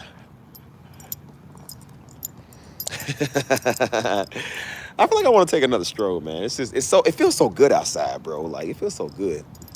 And so I'm a grown man. I pay my own bills. I go to bed whenever I want to. Technically, I ain't got to show up to no event. I can always call out. That's one thing I used to do with my job. Hey, girl, how you doing? How you feeling? Where are you from? Please talk to me. Talk to Steve. Steve is, I got to be quiet. These people sleep. I'm scaring the white people. I think I scared the white people enough last week. I don't want to scare them any more than I'm already scaring them. Like I said, sometimes I don't know how to act. So I said, my beautiful brown melanated self, they don't know how to take all this, Steve. Some of these white men are scared. I'm going to take their daughters. Like, listen here, homie. The old 2011 me would do that. I said 2025 me is on a new wave. I only date black women. Oh, says who? Says who? Look, I don't care what your color is. Just please be a woman. That's all I ask is you please be a literal biological woman, please. You can be daggone Pennzoil color. I don't care. Like, be a mocha gray burgundy color. I can care less, man. Just please be an actual biological woman, please. I told you, man. I said, look. Nowadays, I said my mama generation them had Wonder Woman, and my generation got to wonder if it is a woman. Like, it's scary out here. I said, man, I said sometimes you gotta think. You just like, bro, I don't know what people is. You feel me? Like, I said you gotta think like, man, they out here trying Trying to make a nigga a sucker. That's why I told you. I said, listen, everyone I've ever talked to, they I knew they was a woman because they all said they had their time of the month. They all said that. They said, oh, I'm not feeling good today. Cramps. They was like, yeah, I got heavy flow, which is, again, nobody wants to hear that. But, you know, it's kind of nice to hear it nowadays because you're like, oh, phew, okay. She's biological, okay. They be like, yeah, I'm not gonna be able to do this. Say, yeah, my cramps are killing me. Okay, good. I'm like, hey, that's okay, good. I'm just happy to know you get cramps. The ones that stay pretty all day and never have cramps, I'm like, yeah, the sun's off. Something is off here. Like, something don't seem right. So I was like, you know, you sure stay pretty. I never see you with no blemishes. You ain't never got no bumps. You ain't never got nothing. It's just like, you too fine. Hey, man. Be careful, people. They're among us. Yeah, they among us, man. It's the Freakazoid concept. That's what I said. These bunch of Freakazoids, man. You circling back, man? Bro, you supposed to be going home, man. What you still out here? What's that? But you smoke another one?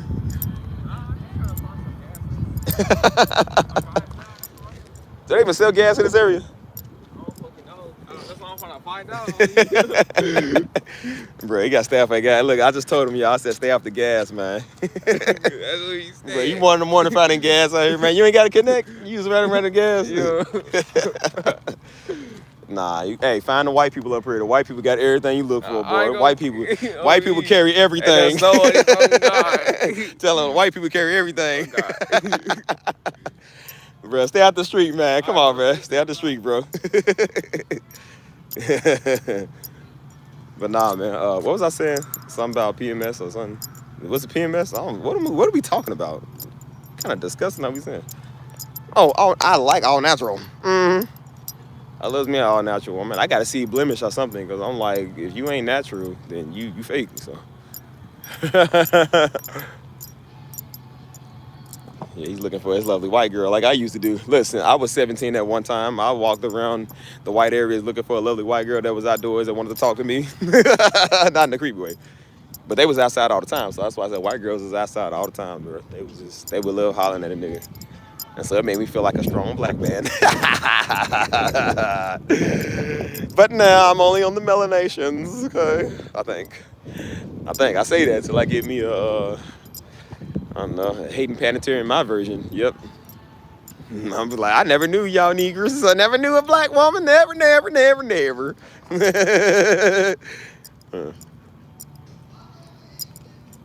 Yeah, that's why I told him, bro, stay out the street, man. Don't be looking for no gas, bro. What's up with people in this gas, bro? They be looking to smoke something, man. That's why I said, like, look here, little wine. I ain't going to the house, man. Just wait till the morning to do that. Don't be out here at night doing that, bro. You got the police riding around up here, too. Like, they'll lock you up. Don't do that. He's looking for some white kitty cat. Well, who knows? To him, maybe it's the best. Uh-oh. You have a good night, Lonnie. Oh, yeah, I think it's time to go back to the crib. I'm walking over to Waterbury. I kind of want some food, but I don't feel like it. I don't feel like doing anything, bro. I'm tired. I just want to eat my ice cream and go sleep. Can I do that? Huh? Can I do that? Yeah, let's go get ice cream. Let's turn around. Let's just go back and get ice cream, please. I'm sleepy. I'm done.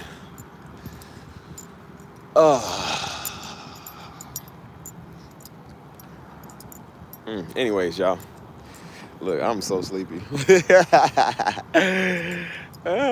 Join next live stream. I'd love to see your next live stream. You better. You ain't got a choice. You better come in here and see me. Can't see me for one time for 20 minutes and then say good night and never come back. You better come back here and say me now. Nigga. Hey, I call everybody. I call the white people niggas too. Nigga. Walked in somewhere one time. They said, "Hey, how you doing?" I said, "Hey, y'all niggas hiring? Y'all hiring today, niggas?" They said,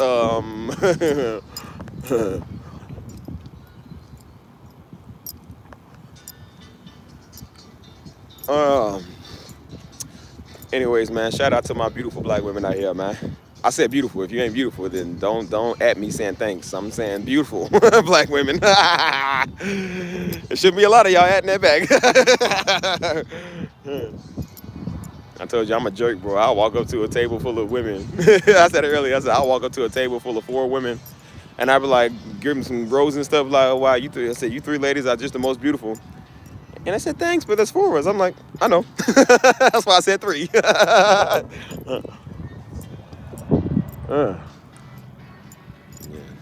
Like I said, Steve's on your side today. I was talking about the white man today. I'm on your side today. Watch tomorrow's live stream. I ain't gonna be for y'all, but y'all better take it when you get it. So shout out to these beautiful black women out here, man, because they sure have been doing the work on your boy lately. I was saying, uh-oh. I said, no, I think I'm going back. I'm going back. I said, I'm giving up the white women. I'm like, man, starting to be more interested. I'm like, man, shoot.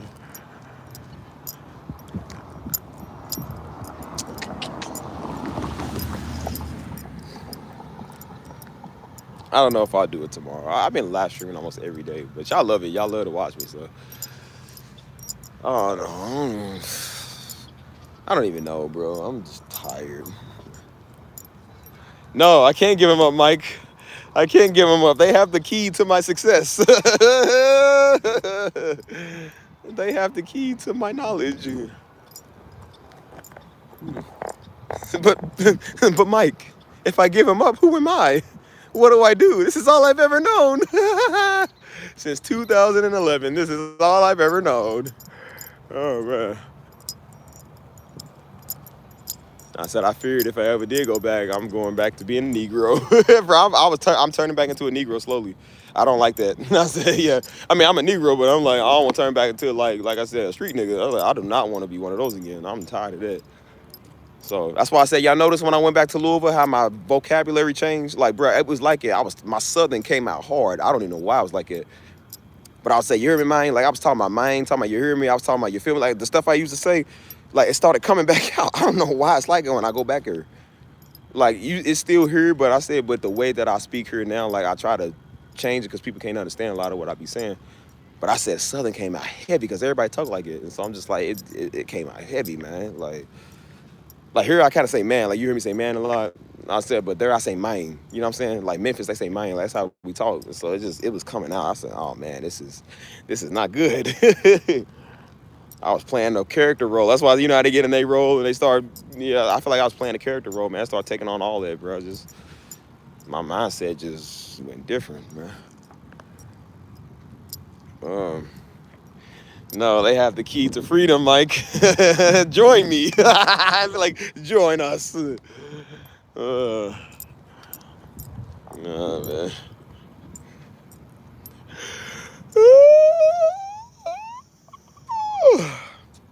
Hey, maybe next time I go to the mall, I'm trying to live stream a little bit of everything that I do. So maybe if I go to the mall, I'll show the Asians, because the Asians be the ones that own the massage parlors. Maybe they'll, nah, because they pretty strict. I don't want to get on their bad side. You cut off camera now. You know, keep coming on. Like, this is private business. No camera on. I'm like, okay, I'll turn it off. Please, don't hurt me. Turn it off.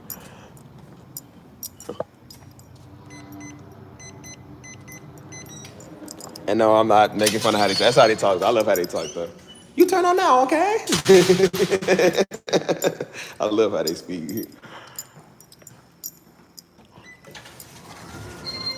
All right, let's go home. Oh.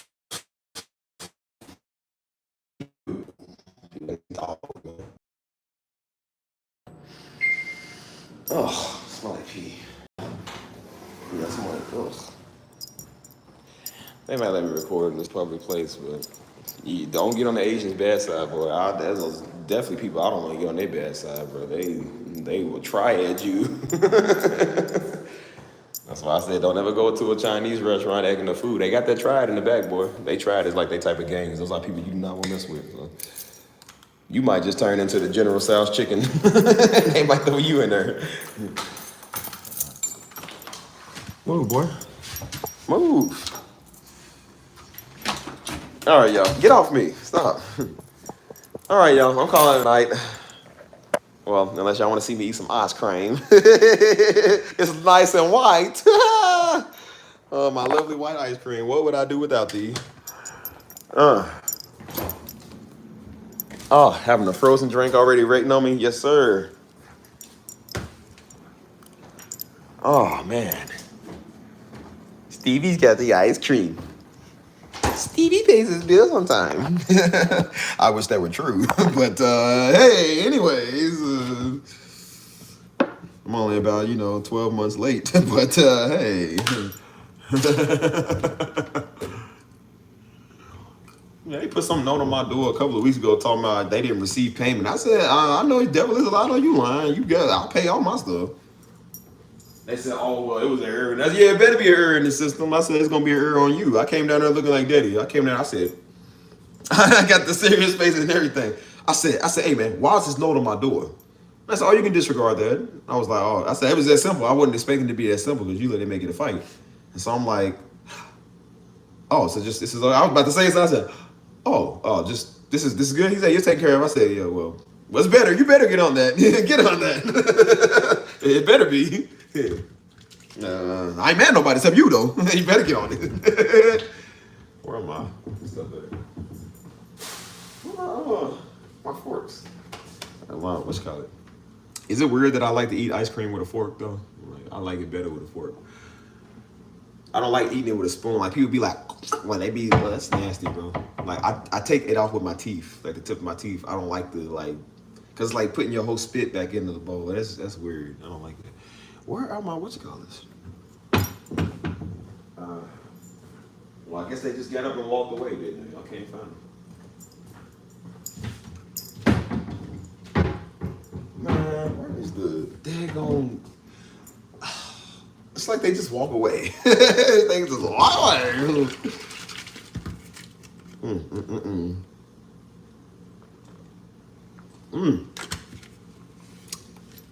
No, I don't eat them with spoon. I don't like spoon.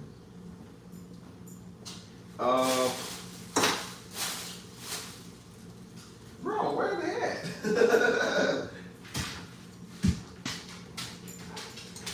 Like, you ever do something, you like, I know I'm not tripping, right? Like, I know I ain't tripping. Like, am I? Why really can't find these? Oh.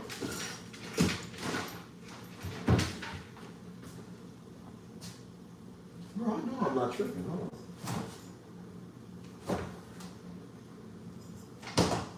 I really cannot find these. Oh, okay. Here. I was like, what? I like to eat them with plastic forks. Because I don't like the metal. I don't like tasting metal, so I eat it with plastic forks. I think I'm weird, y'all. I don't know. I'm probably a little weird. Well, I am a black man that likes white women. So, yes, I am weird. According to society standards, I'm super weird. Have you ever been swallowed before? Swallowed so much you can't take it?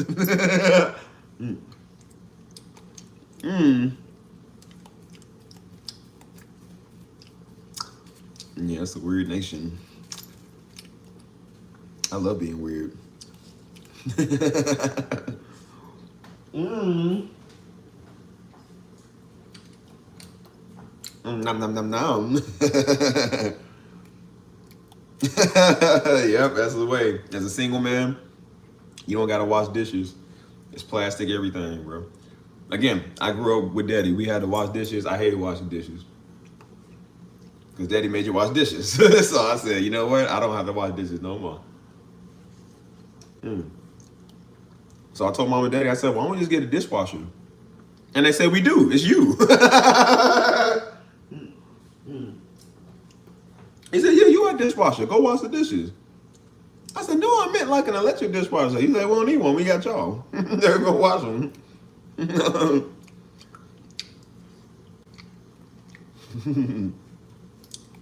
Like I said, daddy said, you wash dishes. Wasn't no question. That was him telling you. You wash dishes. Look,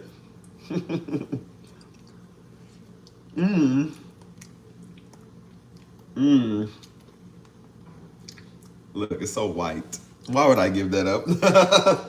I don't like that Neapolitan ice cream, that dark stuff.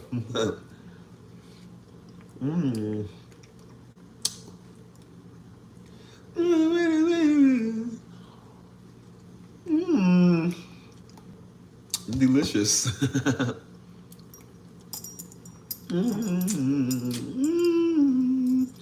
Yeah, I still use paper plates and everything. I don't even use like silverware or whatever. I can't use silverware no more because, like I said, I'm still traumatized with the butter knife that Daddy almost cut me open with. To this day, I can't use a silver butter knife, bro, because I'm still scared. I'm scared, y'all. Y'all should have seen it, man. That butter knife had interior decorating on the end of it, bro. Like, so the first thing Daddy did, he didn't grab me. He went and grabbed the butter knife. He came back. And then he put it on the table, and I was looking at it on the table. I was like, what was he gonna do with that? I was like, yeah, I'll pass it.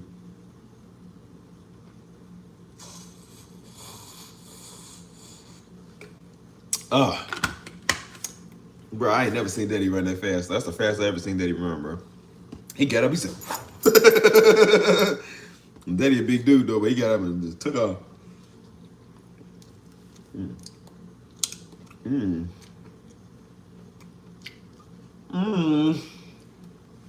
Delicious. Hey, Mike. Wondering around this time last night, I got a fake prophecy.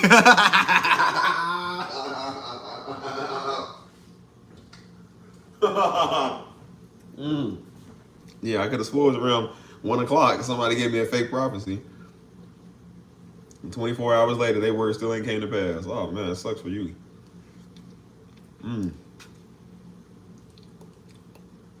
She said the angels. She said there's an angel in San Antonio watching over you. And I was like, okay, cool, whatever.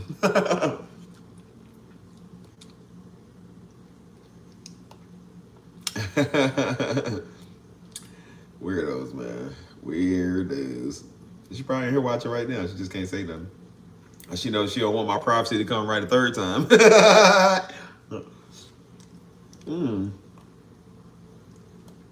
Right, I was like, I mean, yeah, we got angels over us all the time. Ministering angels, warring angels, glorying angels, like they all over us, bro. I mean, what's the point? Duh, obviously.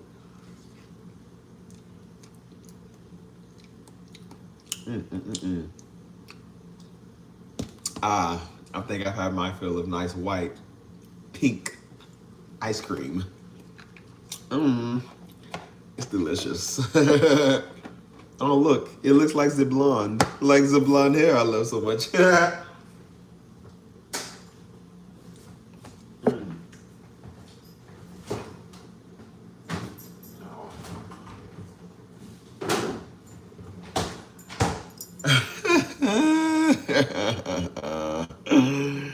Oh, it's better than that false prophet, so believe me.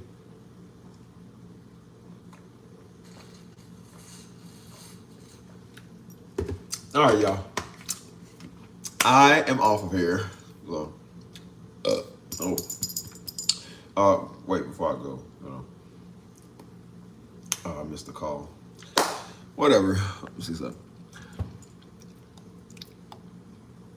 I don't watch Lady Prophets. I don't watch any prophets for that matter. Like, just watch the Bible. If you listen to the Bible, then go to your local church and just do what you're supposed to do. Whatever. I don't got time to determine who's real and who's not. If it sounds good, I judge it by the fruit of the Spirit. If it's real, then it's real. If not, I ain't got time for that. I'm not bamboozled by it anyway. You ain't gonna tell me nothing we don't already know right now. We all know what's going on in the world. It ain't like I need you to say it. Believe me, Pastor Darby got to it first. He got to it way first before you do. All they do is just go watch his word and plagiarize what he said to make it sound like they came up with it. It's like, nah, you got that message back in 2014 when he said it. No, you ain't real. You way too late. you over 10 years too late. Nice try, though. Nice try.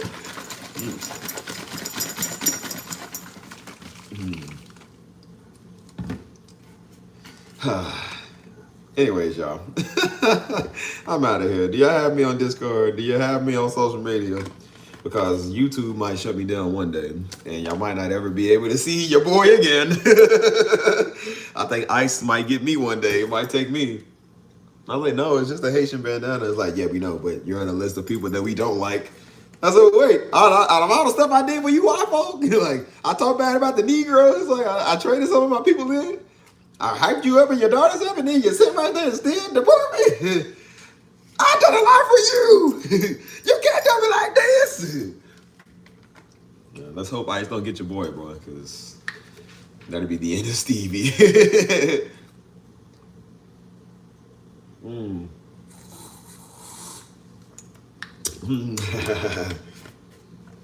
Anyways, y'all. I'm going to bed, y'all. Let's go to bed, y'all. Okay, on 3, 2, 1. Okay. Good night, y'all. I love y'all, man. Y'all stay safe. And if I go live tomorrow, no, I go live, whatever. But I'll see y'all later, y'all. Y'all be